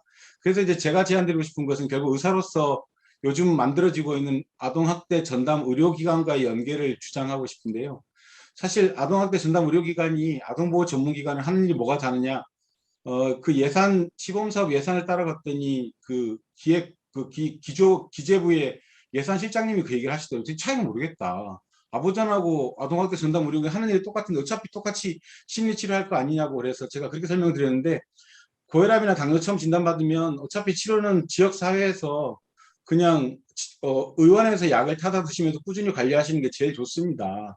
저같이 이렇게 살찌면 안 되고요. 살도 빼고 건강하게 살 수 있도록 당뇨나 혈압을 조절하시면 되는데 처음에 진단 받으셨을 때는 대학병원에 한번 오시는 게 좋죠. 왜냐하면 정말 혈압이나 당뇨인지 합병증이 없는지 앞으로 어떤 식으로 치료할 건지 치료 계획을 수립을 위해서라도 마찬가지로 아동학대가 처음 진단됐을 경우에는 아동학대 전담 의료기관에 있는 정신건강의학과 전문의를 만나서 심리치료가 필요한지 심리치료만 아이만 필요한지 가족치료가 필요한지 어떤 종류를 어떻게 할 건지 약물은 안 먹어도 되는지 이런 거에 관련된 여러 가지 전문적인 의견이 제공이 되고 그 이후에 아동보호 전문기관에서 심리치료를 쭉 하다가 필요한 경우에는 다시 대학병원이 있는 아동학대 전담 의료기관에서 아이를 보살필 수 있는 그런 연계 체계가 만들어졌으면 하는 바람이 있습니다. 그게 제가 생각하는 좀 더 근거 기반의 전문화된 그리고 지역적으로 작동할 수 있는 사후 관리 체계라고 생각이 들어서요. 그런 말씀을 드리고 싶고 세 번째 원가정이 양육에 적절한 환경이 될 수 있도록 하는 지원에서 특히 사회경제적 지원이 중요하다는 말씀을 드리고 싶고 여기는 뭐 제가 제 분야가 아닙니다만은 사실은 아동학대가 이루어지는 과정 속에서 특히 코로나 이후에 많이 벌어지는 것도 경제적 문제가 많기 때문에 그런 문제를 해결할 수 있는 여러 가지 지원책이 있어야 될 것 같고요. 그 다음에 원가정의 준비 여부를 확인하는 프로세스가 전문화가 되어야 되는데 여기 보니까 그 법령에도 나와 있듯이 사례판정위원회가 있더라고요. 근데 사례판정위원회가 제대로 작동하는지에 대해서도 역시 또 정확한 명칭은 사례결정위원회군요. 사례결정위원회에서 시도지사나 시장군수 구청장이 법에 따라서 복귀시키려 하는 경우에는 사례결정위원회 심의를 거쳐야 하고 거기 위원들로 변호사, 법조인, 의사, 아동복지 전문가, 경찰, 아동복지 사회복지 전문가 등으로 선정하는 것으로 되어 있는데 과연 이런 사례결정위원회가 각 지역에 원활하게 작동할 수 있도록 구성되어 있는지가 매우 제가 거기 끼지 못해서 그런 건가요? 그런 걸 제가 실례할 수 있습니다만 이것이 작동하지 않는다는 의심이 있어서 이 문제가 확실하게 작동될 수 있도록 이런 지역화의 중심적인 기관으로서 사례결정위원회가 제대로 구성이 되었으면 좋겠습니다. 그리고 제가 말씀드린 마지막은 원가정 복귀가 어려운 경우에 아이들을 수용할 수 있는 그 보호시설 확충이라고 하는 게 물리적으로 굉장히 중요한 것 같습니다. 제가 최근에 보면 특히 장애가 있거나 정신과적 문제가 있거나 또는 비행 문제가 있는 그 아이들을 갖다가 보호할 수 있는 시설에서 그 아이들 한 명만 들어오면 일당백으로 문제를 일으키기 때문에 실제로 이 아이들을 위한 별도의 시설을 만들어야 된다는 주장들이 나오고 있는데 이거에 대해서 많은 사람들이 의견을 모아서 그러니까 저희는 응급실에서는 그 개념이 굉장히 중요한데 환자가 응급실 언제나 계속 있을 수 없고 뭔가 빠져야 되거든요. 그러니까 시설에서 평가가 되고 아동보호 전문기관에서 전담의료기관 평가가 되고 초기에 평가가 된 다음에 보호시설로 갔을 때 그 보호시설이 충분히 넉넉하고 또 문제가 있는 아이들도 별도로 수용할 수 있는 장애가 있는 애들은 장애가 있는 아이들끼리 정신과적 문제가 있는 정신과적 아이들 모이는 이렇게 보호시설이 충분하다면 사실은 사후관리에서 굉장히 중요한 물적 토대가 생긴다고 생각됩니다. 만약 그런 보호시설이 없으면 결국 쫓기게 되거든요. 갈 데도 없는데 그냥 집에 가야지 어떡하겠어. 제가 봤을 때는 이렇게 결정되는 일이 많은 것 중에 하나가 물리적으로 존재하지 않는 보호시설의 부족이 상당히 기여할 거라 생각돼서 이게 중요하지 않을까 싶고요. 마지막으로 시간이 제가 아직 7분밖에 안 썼기 때문에 마지막으로 아동학대 전담 의료기관에 대해서 잠깐 말씀을 드리면 예전에 학대아동보호팀이라고 각 병원에서 만들어서 활동을 하다 다 잘못됐습니다만 그 당시는 2003년도고 한참 옛날인데 지금은 법률적으로 규정된 법적 기관인 아동학대 전담 의료기관이 만들어지고 있고 사실은 전문 인력이 다 준비가 되지는 않았습니다만 뭐 지역적으로 봤을 때는 서울시 내 8개, 서울특별시 예를 들면 8개 권역 아동학대 전담 의료기관이 있고요. 지역별로는 거의 25개 병원이 지정이 되어 있는데 이제 막 시작하고 있기 때문에 어떤 정도의 영향을 미칠지는 잘 모르겠습니다. 그런데 말씀드린 것처럼 이런 지금 이제 막 시작되고 있는 이런 아동학대 전담 의료기관에 관해서 경찰과 지자체가 지원을 많이 해줘서 실제로 지금 존재하고 있는 여러 가지 아보전이나 고장원이나 또는 다른 법원 또 경찰 그리고 학교와 연계해서 제대로 작동할 수 있는 그런 지원이 많아졌으면 좋겠고 이런 그 아동학대 전담 의료기관을 활용해서 전문화된 심리치료뿐만 아니라 장기적인 계획을 수립할 때 함에 있어서 의료인들의 그 목소리가 좀 들어갈 수 있도록 기회를 주셨으면 하고 의료인들도 더 분발해야 될 거라고 생각이 됩니다. 예, 제가 드릴 말씀 여기까지입니다. 감사합니다. 네, 감사합니다. 아마 현장의 얘기는 조금 이따 심희선 차장님이 훨씬 더 자세하게 이제 얘기를 해주시겠지만 합리적 의심이 맞고요. 그런 슬픈 예감은 틀린 적이 없는 것 같습니다. 이제 많이 개선돼야 되지 않을까 이렇게 생각이 되고 아까 그 전담의료기관과 아동보호 전문기관의 역할은 기재부를 설명하셨던 그 아주 대학병원과 병의원 그런 비유 아주 좋았습니다. 하여튼 그렇게 해서 서로 이렇게 협업할 수 있는 구조가 만들어지면 좋을 것 같습니다. 네, 그러면 아동권리보장원의 심희선 차장님 그 현장 얘기와 더불어서 준비하실 토론 부탁드리겠습니다. 네, 안녕하세요. 네, 저도 오늘 그 강의를 통해서 또 많이 배우고 또 토론자분들께서 이렇게 이야기해 주시는 법률, 아동 발달, 의료 이런 내용들을 또 잘 청취하고 또 정책에 잘 반영될 수 있도록 제 역할을 또 다할 수 있도록 하겠습니다.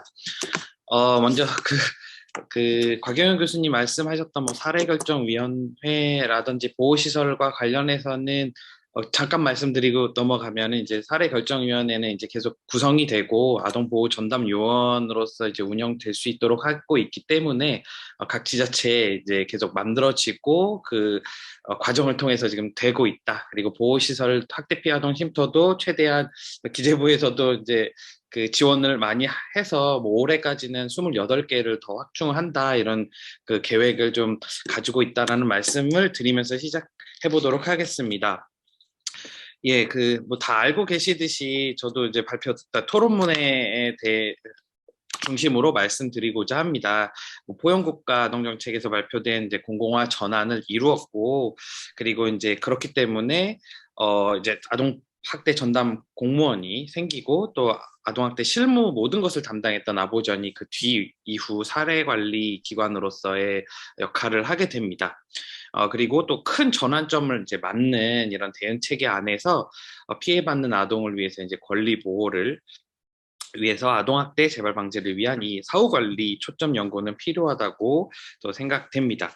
근데 저는 이제 그 업무 실무자로서 이제 말씀드리고 싶은 거는 이 연구 보고서에 좀 포커스를 맞추다 보니까 이 연구 보고서가 쓰고 있는 이 사후관리라는 게 우리가 사용하는 어떤 사례 관리인지 아니면은 뭐 정말 어떻게 들어갔다가 어떻게 나왔던 간에 그 시설 분리 혹은 뭐 가정형 보호를 통해서 끝나고 난 다음에의 사후 관리인지 아니면 이 모든 것이 다 끝나고 나서 또 하게 되는 사후 관리인지에 대한 부분들이 굉장히 좀 헷갈리는 부분들이 있어서 정책에 대한 의견을 이제 말씀드리고도 싶은데 저 어디다가 이게 초점을 맞춰서 해야 될지가 너무 사실 어려운 거예요. 그래서 제가 그냥 하면서 좀 정리를 해봤거든요. 그래서 이 연구 보고서에서 이야기하고 있는 게 어디 초점인지를 이제 맞춰 나가셨으면 좋겠다라는 생각이 들어서요.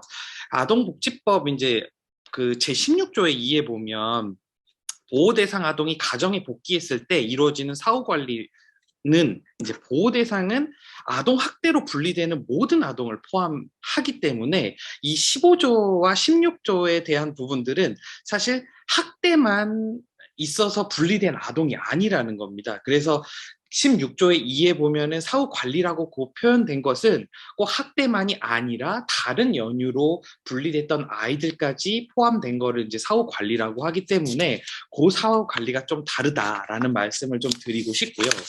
그리고 또 28조에 보면 이제 사실 28조에 또 사후 관리라는 말이 나오는데 이거는 사실 이제 아동보호전문기관이 사후 관리라는 지금 표현은 사례 관리로 쓰고 있다 이렇게 표현을 말씀드리고 싶어요. 그래서 학대의 재발 방지라든지 아동학대 행위자 가족 회복을 위해서 이제 사후 관리로 어떻게 보면은 긴급하고 아동에게 지원해야 되는 그리고 뭐 사법적인 조치가 끝나고 이 가정 회복을 위해서 아동의 권리를 보장하기 위해서 하는 그런 사후 관리. 그래서 즉 우리는 사례 관리로 표현을 하고 있는데요.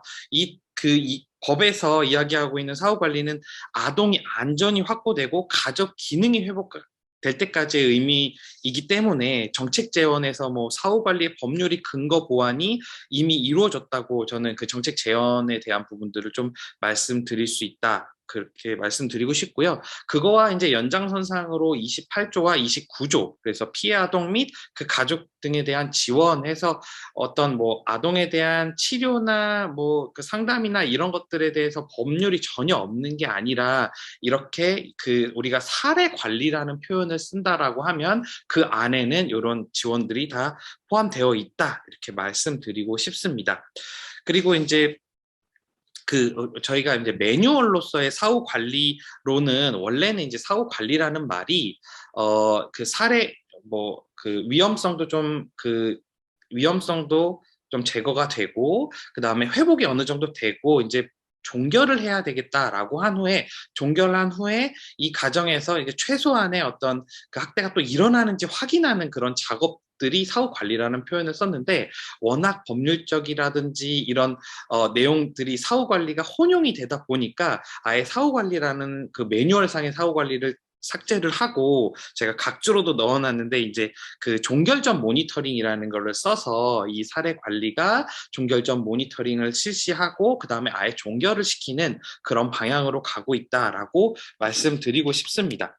그래서 이제 이 보고서 안에서는 이제 사후 관리를 가정 복귀한 아동에 대해서 사후 관리다 이렇게 한다라고 하는데 사실 여기서 제시하고 계시는 아동보호 서비스 매뉴얼은 시군구의 아동보호 전담요원이 이제 주 사용자이고 사실 이 15조든 아니면 응급조치든 임시조치든 피아동보호명령이든 간에 아동학대로 분리가 되었다가 다시 가정에 돌아가는 아동에 대해서는 아동보호전문기관이 사례 관리를 하고 있어요. 그래서 이 사례 관리에 대해서는 저희 매뉴얼에 굉장히 소상하게 그래도 작성이 되어 있거든요. 그래서 좀 보호 서비스 매뉴얼에는 이제 거기도 분명히 나와 있어요. 그러니까 그 학대로 이제 분리되거나 가정 위탁에서 돌아간 아이들에 대해서는 이제 아동보호전문기관의 매뉴얼이나 그 가정위탁 매뉴얼로 따른다 이렇게 써져 있고, 그리고 그 외에 그러니까 뭐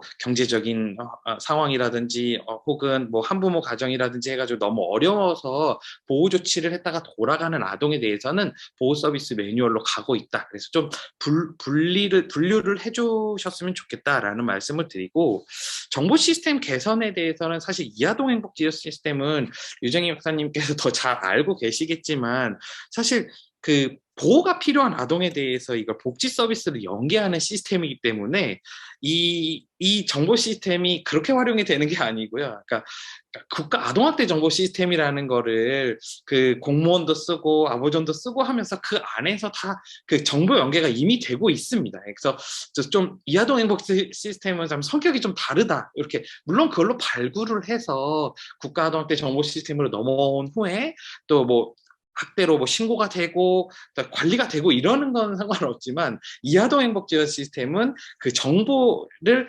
공유하는 시스템은 전혀 아니다. 그래서 성격을 좀 또 분리를 해야 되지 않을까라는 말씀을 드리고 싶습니다. 뭐 전담 인력 배치랑 지원, 이것도 아보전이랑 전담 요원이 이제 배치됐다 이렇게 말씀드리고 싶고요.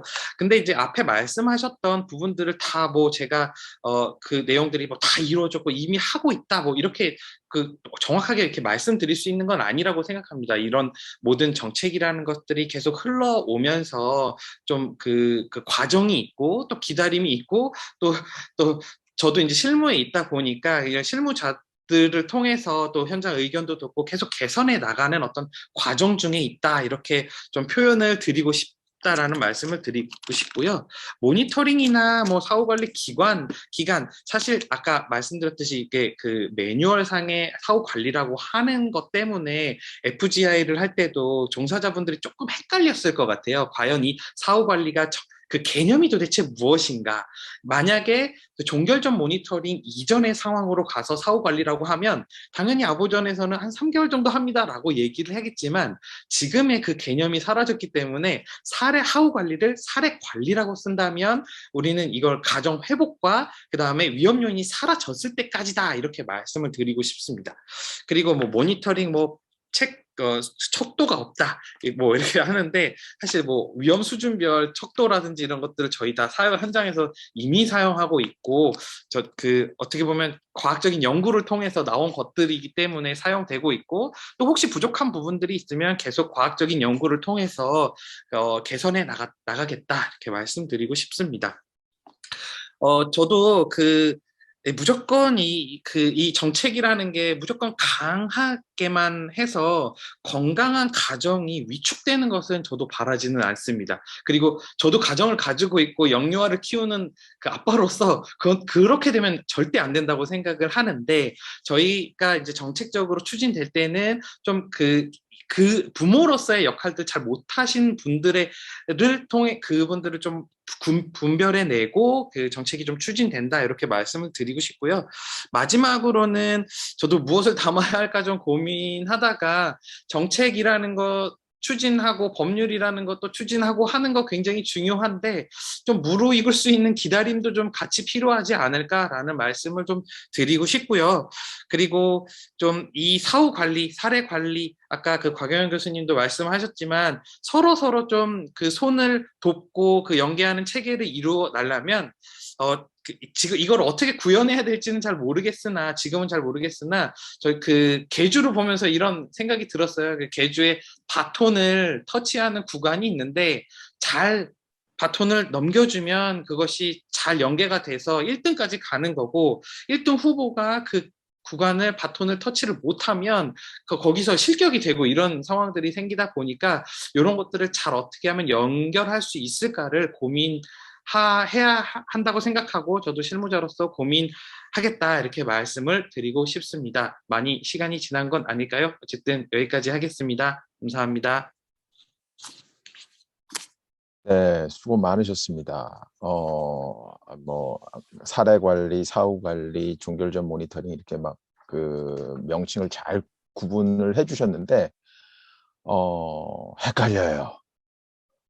이게 뭐 연구자들도 헷갈리는데 현장 분들은 얼마나 헷갈릴까 이런 생각도 들고, 아까 전에 학대와 학대 이외의 요인으로 나눠서 아동보호 전담요원과 아동보호 전문기관의 역할을 나눴다고 하는데, 이것도 너무 인위적인 것처럼 보이고, 지금 인력이 부족해서 이렇게 나눈 걸로 알고 있는데, 저는 뭐 이런 부분들도 이후에 뭔가 좀 정리가 될 필요가 있고, 이게 제한이 또 될 필요가 있지 않을까 이렇게 생각이 됩니다. 네, 그러면 마지막으로 우리 보건사회연구원의 유정희 실장님 토론을 또 부탁을 드리겠습니다. 안녕하세요. 사실은 굉장히 많은 부분 앞서 토론해 주셨던 선생님들 의견에 동의를 하고요. 몇 가지 좀 덧붙이고 싶은 부분들 중심으로 말씀을 드리도록 하겠습니다.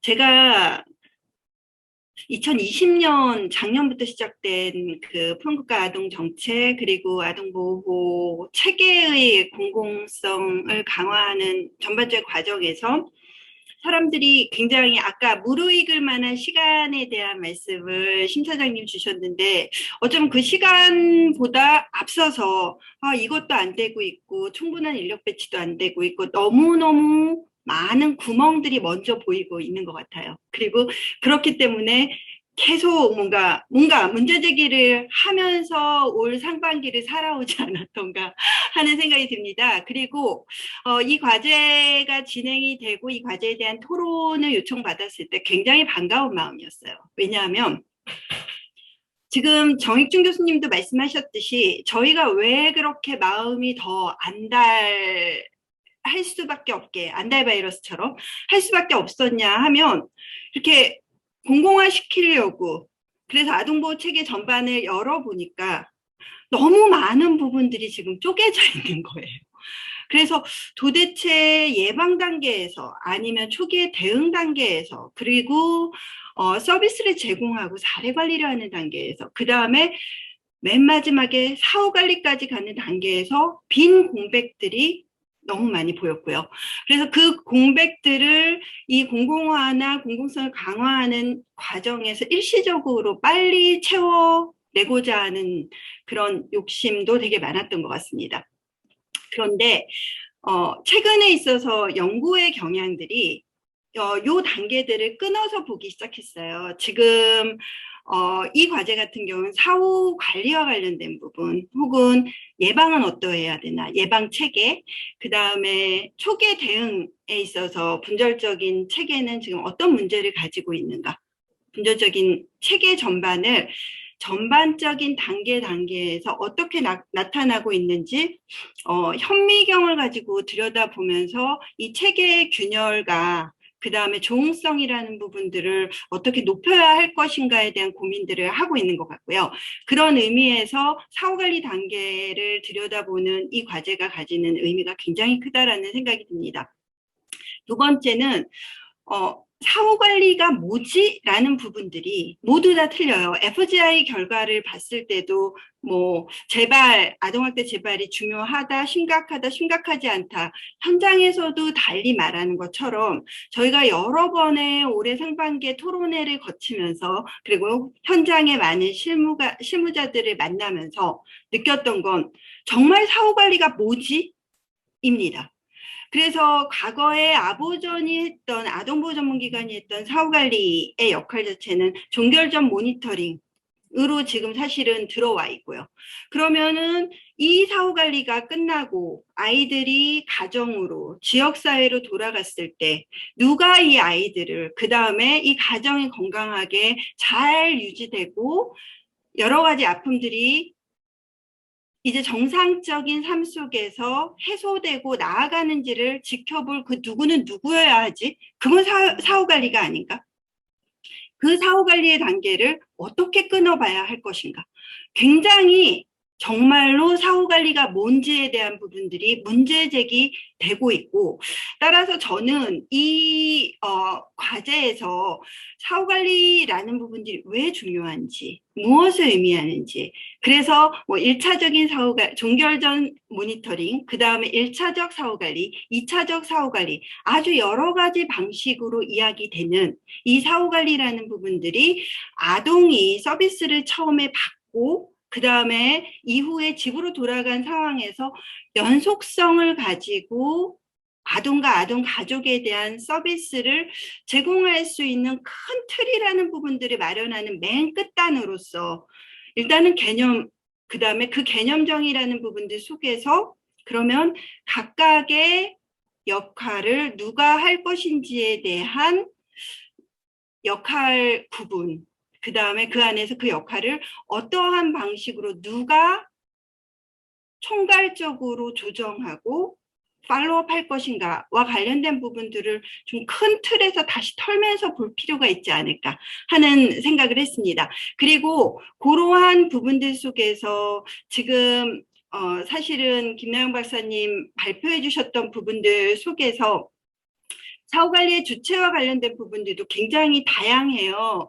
그러니까 그러니까 원가정으로 분리되었던 아동들의 사후관리, 그 다음에 그냥 학대 피해 아동이지만 원가정 안에서 보호받았던 아동들의 사후관리, 이런 전반적인 사후관리의 틀이라는 부분들을 조금 정리하면서 그 안에서 실질적으로 중요한 거는 누가 사각지대에 있는지, 사후관리의 사각지대에도 역시 이어지고 있는지를, 그리고 그 아동들을 어떻게 포괄해야 할지에 대한 고민으로 이어졌으면 합니다.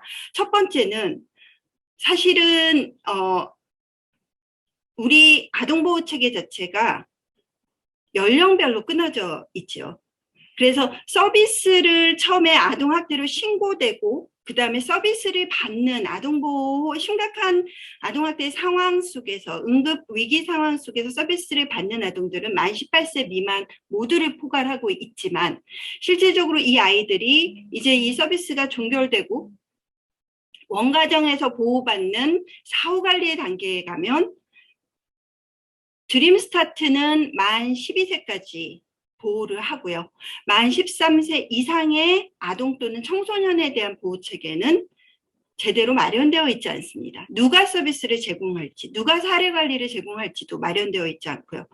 또 경계선 지능장애 혹은 ADHD 등등의 장애로서의 등록장애인 정도의 수준, 심각한 수준이 아닌, 하지만 여러 가지 전문적이고 특별한 지원을 필요로 하는 아동들에 대한, 사실은 그것은 보호체계 안에서의 정신건강에 대한 지원, 그 다음에 전문적인 지원 서비스 자체가 이루어지지 않고 있고요.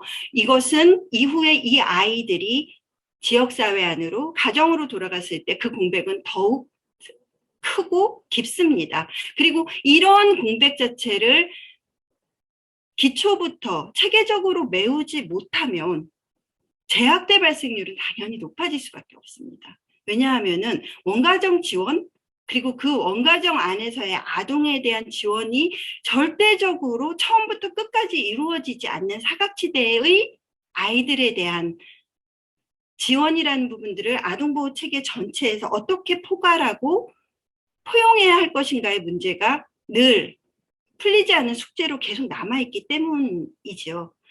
그래서 저는 실질적으로 이제 그러한 부분들 속에서 사각지대에 있는 전문적인 서비스를 필요로 하는 이러한 아동들에 대한 지원이라는 부분들을 체계 안으로 넣고, 그것은 사후관리, 일상적이고 지속적인 이후의 사후관리 체계 안에서도 포괄되어야 한다라고 생각을 하고요. 그리고 또 한 가지 마지막으로 계속 사후관리뿐만 아니라 전 체계 안에서 계속 강조되고 있는 부분들이 정보연계와 관련된 부분입니다. 이 정보연계가 왜 중요하냐면 아동보호와 관련된 여러 가지 주체들, 서비스를 제공하고 아니면은 조사를 하고 수사를 하는 이 주체들이 모두 함께 같이 아동의 인권을 보호하기 위해서 협력하고 작업해야 하기 때문인데요.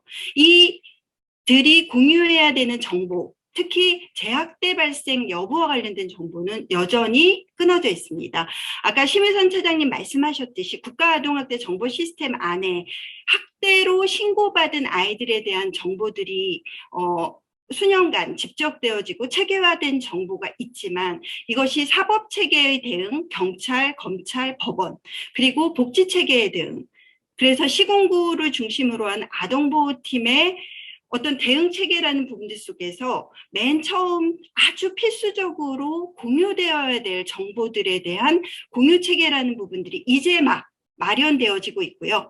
그 마련되어지는 부분 속에서 과거에 이 아이들이 학대받았는지 여부에 대한 정보는 아직도 사법체계에서 접근이 어렵다라는 부분들은 반드시 정보 연계에서 풀어야 될 부분인 것 같습니다. 이건 예방의 단계이기도 하고 또한 사후관리의 단계이기도 한 것 같고요. 그리고 또 한 가지는 사법체계로부터 최근에 많은 정보들이 이제 통고의 형태로 아니면 여러 가지 방식의 형태로 연계되고 있는데요. 그 연계된 정보를 지자체 안에서 실질적으로 아동을 보호하고 사후관리하는 주체, 아동보호팀이 어떻게 제대로 각각의 다른 아동보호와 연관된 민간과 그다음 공공에 있어서의 주체들을 조정하고 역할들의 그 사후관리 역할을 안배하는데 활용해야 할 것인지에 대한 구체적인 내용들은 마련되지 않은 것 같습니다. 그러한 부분들, 그러한 방식으로 좀 다양하게 구체적인 절차와 방법에 대한 고민들을 사후관리와 관련된 부분들 속에서 좀 발전시켜 나갔으면 하는 바람입니다. 이상입니다. 네, 많은 걸 또 얘기를 해주셨고, 어떻게 보면은 저희가 놓치고 있는 부분들, 그러니까 너무 구멍이 많다라는 얘기를 이제 해주시는 것 같아요. 저도 그렇게 생각을 하고, 저희가 굉장히 다양하게 노력을 하고 있고, 지금까지 굉장히 노력을 하고 있지만, 민간이든 공공이든 노력을 안 하고 있다라는 게 아니고, 노력은 열심히 하는데 부족해요.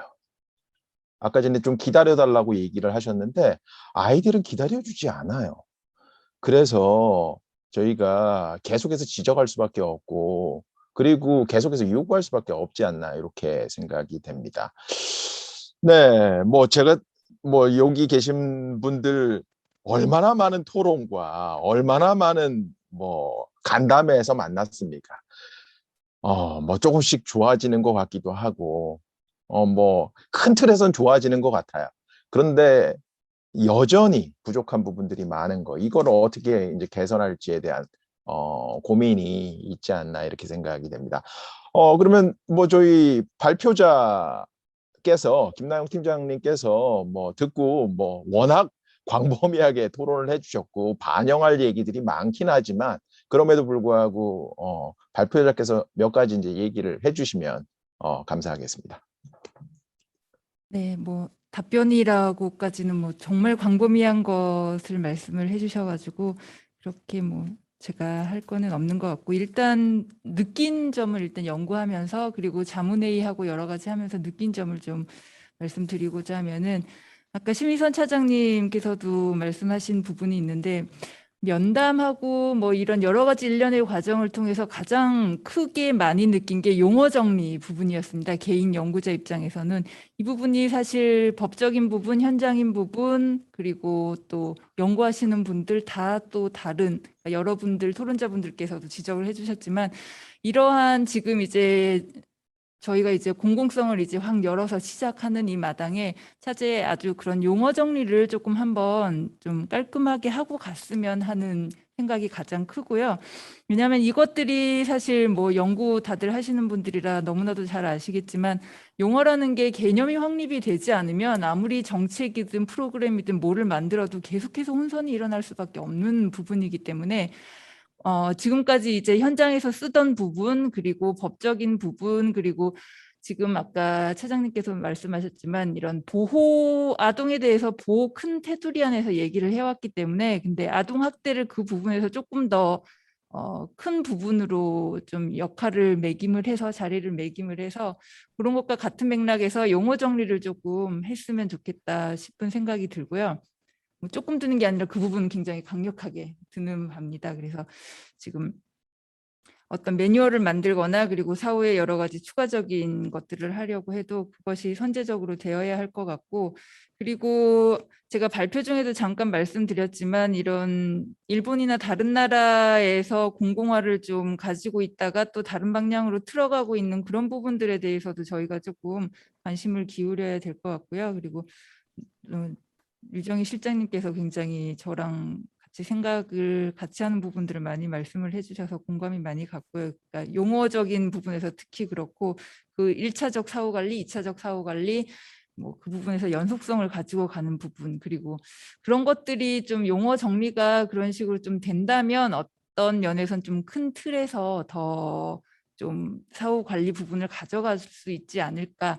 그리고 저희가 연구를 시작할 때는 사실 저희도 공공성을 위해서 뚜껑을 열었을 때와 마찬가지로 저희도 정말 적잖이 많이 연구진들이 놀랬었습니다. 그러니까 생각보다 굉장히 나눠져 있고 복잡하고, 거기다가 저희 연구 시작하고 나서는 매뉴얼도 바뀌는 도상에 있었고, 그리고 이제 전담 요원들 면담을 가보니까 10월부터 배치가 돼서 나와 계셨기 때문에 그분들도 뭐 역할도 숙지되지 않은 상황이지만 공공화의 주사위는 이미 던져진 상황이고, 그리고 또 권리보장원의 역할도 또 이제 정립이 되어야 할 부분도 있고, 많은 것들이 굉장히 과도기고 변화기인데, 이제 정익준 교수님 말씀하신 것처럼 아이들은 기다려주지 않기 때문에 그것들은 계속해서 지속적으로 개선되고 해 나가지만, 그 와중에서도 저희가 더 많은 이런 토론회나 논의나 연구가 과거보다 더 많이 되어야 할 것 같습니다. 그런 의미에서 저희가 어렵고 짧은 연구였지만 그래도 화두도 던지고 좀 기여를 할 수 있었다는 데 큰 의미를 가지고 오늘 토론해 주신 내용들 잘 정리해서 보고서를 잘 마무리하도록 하겠습니다. 오늘 바쁜 시간 내주셔서 대단히 감사드립니다. 감사합니다. 네, 감사합니다. 용어 정리 얘기를 하셨습니다. 뭐 저희도 그렇게 생각을 완전히 동의를 하고요. 뭐 여러 가지 어려운 점이 많았을 텐데 좋은 연구해 주셔서 감사드립니다. 제가 아동복지론 책을 썼는데 몇 년을 두고 볼 수가 없어요. 저희는 첨단 기술책이에요. 매번 바뀌어요. 그러니까 이게 좋은 점이기도 하지만 굉장히 어려운 점이, 현장을 어렵게 하고 현장이 복잡해지는 또 이유이기도 할 것 같다라는 생각이 듭니다. 저희가 이제는 뭐 정책을 만드는 것도 중요하지만 정책이 잘 집행되도록 정리하고 또 교육하고 정리하는 작업들이 굉장히 중요하지 않을까 이렇게 생각이 됩니다. 근데 저희가 항상 생각이 조금 다른 측면들이 있는 것 같아요. 예를 들어서 이제 원가정과 관련돼서는 강제 서비스를 강화해야 된다라는 분과 지원을 강화해야 된다 이렇게 생각을 하시고, 저는 뭐 둘 다 강화해야죠. 균형을 어떻게 맞출 건지 이런 게 굉장히 중요할 수 있고, 아까 정보 연계와 관련된 얘기도 하셨는데 정보 연계도 너무너무 중요하지만 개인정보 보호는 또 어떻게 할 거냐, 이런 이슈도 계속해서 논의가 되고 있고, 이 각 주체의 역할과 관련해서도 뭐 역할 갈등이 있는 것뿐만 아니라 역할의 혼란, 뭐 어떻게 협업해야 될지도 명확하지 않고, 다행인 거는 조금씩 나아지고 있다라는 거예요. 뭐 역할 갈등과 관련해서는 서로 그러니까 따로따로 교육을 받았는데 이제는 비슷한 일을 하는 분들끼리, 아동학대 영역에 있는 분들끼리 같이 교육을 받기 시작했다라는 거에서 저는 시작이 될 거라는 생각이 듭니다. 이걸 통해서 불합리한 뭐 절차나 뭐 이런 방법, 역할 이런 것들은 좀 정리됐으면 지역 내에서 정리되는 것들도 굉장히 의미가 있을 것 같아요. 매뉴얼로 내려 꽂는 이런 탑다운 방식도 되게 중요하지만 현장의 목소리가 많이 반영되고 현장에서 이제 정리해 나가는 그런 노력들도 굉장히 중요하지 않을까, 이런 생각을 해보게 됩니다. 네, 오늘도 너무 훌륭한 얘기들을 많이 해주셔서 저도 많이 배웠고 많은 고민할 지점들을 던졌고, 저희가 끝내 마무리하지 못하고 항상 이렇게 헤어지는 것 같아요. 어느 때에는 이렇게 시간 제한을 두지 말고 끝장 토론을 하는, 될 때까지 해보자, 이런 거를 한번 해보면 좋지 않을까 하면서 다행히 여러분들이 잘 도와주셔가지고 저는 시간 내에 아주 아름답게 마칠 수 있게 됐습니다. 이제 다시 사회자의 역할을 또 육아정책연구소에 넘기겠습니다. 수고 많으셨습니다. 감사합니다. 네, 감사합니다. 오늘 정말 훌륭한 정책 토론회였던 것 같습니다. 저희 마지막으로 저희 소장님 지금 와 계십니다. 소장님께서 한 말씀 해주시면 좋겠습니다.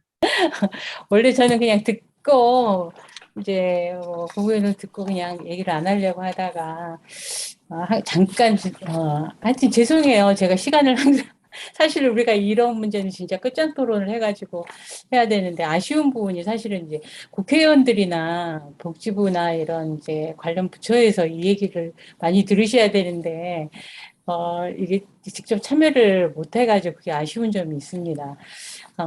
이렇게 법제와 관련된 얘기를 할 땐 정말 국회의원들이 와서 이게 들어가지고 법안화하고 이렇게 할 때는 어떤 부분이 정말 중요하다라는 걸 들어야 될 것 같은데 교수님들과 여러 연구원들, 박사님들께서 제시해준 한 꼭지 한 꼭지가 사실은 장기적으로 우리가 검토해야 되는 그런 문제여가지고 끝장 토론이 아니라 끝장 정책을 위한 여러 가지 그 프로젝트를 해야 되는 그런 주제라고 보여집니다.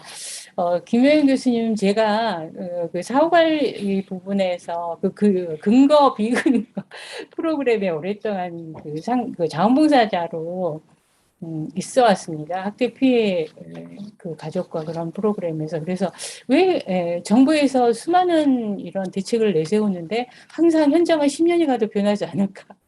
그런 것에 대한 관심을 정말 많이 가지고 왔는데 사실 제가 생각하기에는 예산 따로 또 지자체 따로 또 대응 정책을 세우는 기관 따로 이것이 사실 가장 문제가 아닐까. 이 사후관리 부분에서 이 비근급 프로그램이 시행되는 예산은 범죄 피해자 기금에서 나오고 관리는 지자체에서 하거든요. 그 복지부랑 별 상관없이. 그래서 이것은 정말 이 관련된 부처가 너무 많은 이렇게 중구난방으로 되어 있는 것이 이 부분에 이 독특하고 복잡한 각각의 사례에 대한 대책이 없는 그런 이유가 아닐까 이런 생각이 들고 정말 그 근거 중심의 프로그램도 국가적으로 이건 예산과 기간을 세워서 장기적으로 해야 되고 그에 대한 인력을 누가 담당할 것인가 하는 부분도 국가에서 제대로 그 대책을 가지고 지금 조직화해야 되는 그런 문제라고 보이고 지금 이제 국가가 원가적 회복에서 급속하게 또 그 즉각 분리 정책을 펴면서 제가 그것을 보면서 이 사후관리 프로그램에 대한 대책은 있는가 국가가 대책 없이 이렇게 마구 했을 때 각 개인의 사례에 갖는 피해들이 있을 텐데 분명히 현장에 어려움도 있을 거고 그런 생각 끝에 제가 이제 취임이 지금 7개월인데 오자마자 연구원들과 한번 이걸 시작이나 해보자 하고 한 이제 연구입니다. 그래서 우리가 이걸 이어가가지고 제 생각에는 진짜 국회 가서 교육도 해야 될 것 같고 그런 생각들이 많이 들고 그리고 복지부에 이런 국가 중심 어떤 트라우마적인 그런 거에 대한 프로그램이라든가 이런 부분들 장기적으로 세워야 되는 문제에 대해서 또 문제 제기를 또 많이 해야 될 것 같고 이런 생각들이 많이 들고 강 교수님 그 대학병원 얘기 정말 중요한 얘기였습니다. 박 교수님. 네. 하여튼 오늘 저도 매우 유의미한 정책 토론이었습니다. 우리에게 또 여전히 또 많은 과제를 던져주는 것 같습니다. 감사합니다. 예, 소장님 말씀 감사합니다. 정말 지금 그 과제 마무리가 아니라 새로운 정책화를 위한 시작점이라는 생각이 들 정도로 오늘 또 정말 중요한 안건들과 또 대안들을 많이 제시해 주셨던 것 같습니다. 예, 그러면 이것으로서 제1차 KICC 정책 토론회를 마치도록 하겠습니다. 감사합니다. 네, 수고하셨습니다. 수고하셨습니다. 저희 시간상 저희 그 연구원 분들의 얘기는 수렴하지 못해서 죄송합니다. 다음 기회에 또 뵙겠습니다. 네, 수고 많으셨습니다. 감사합니다.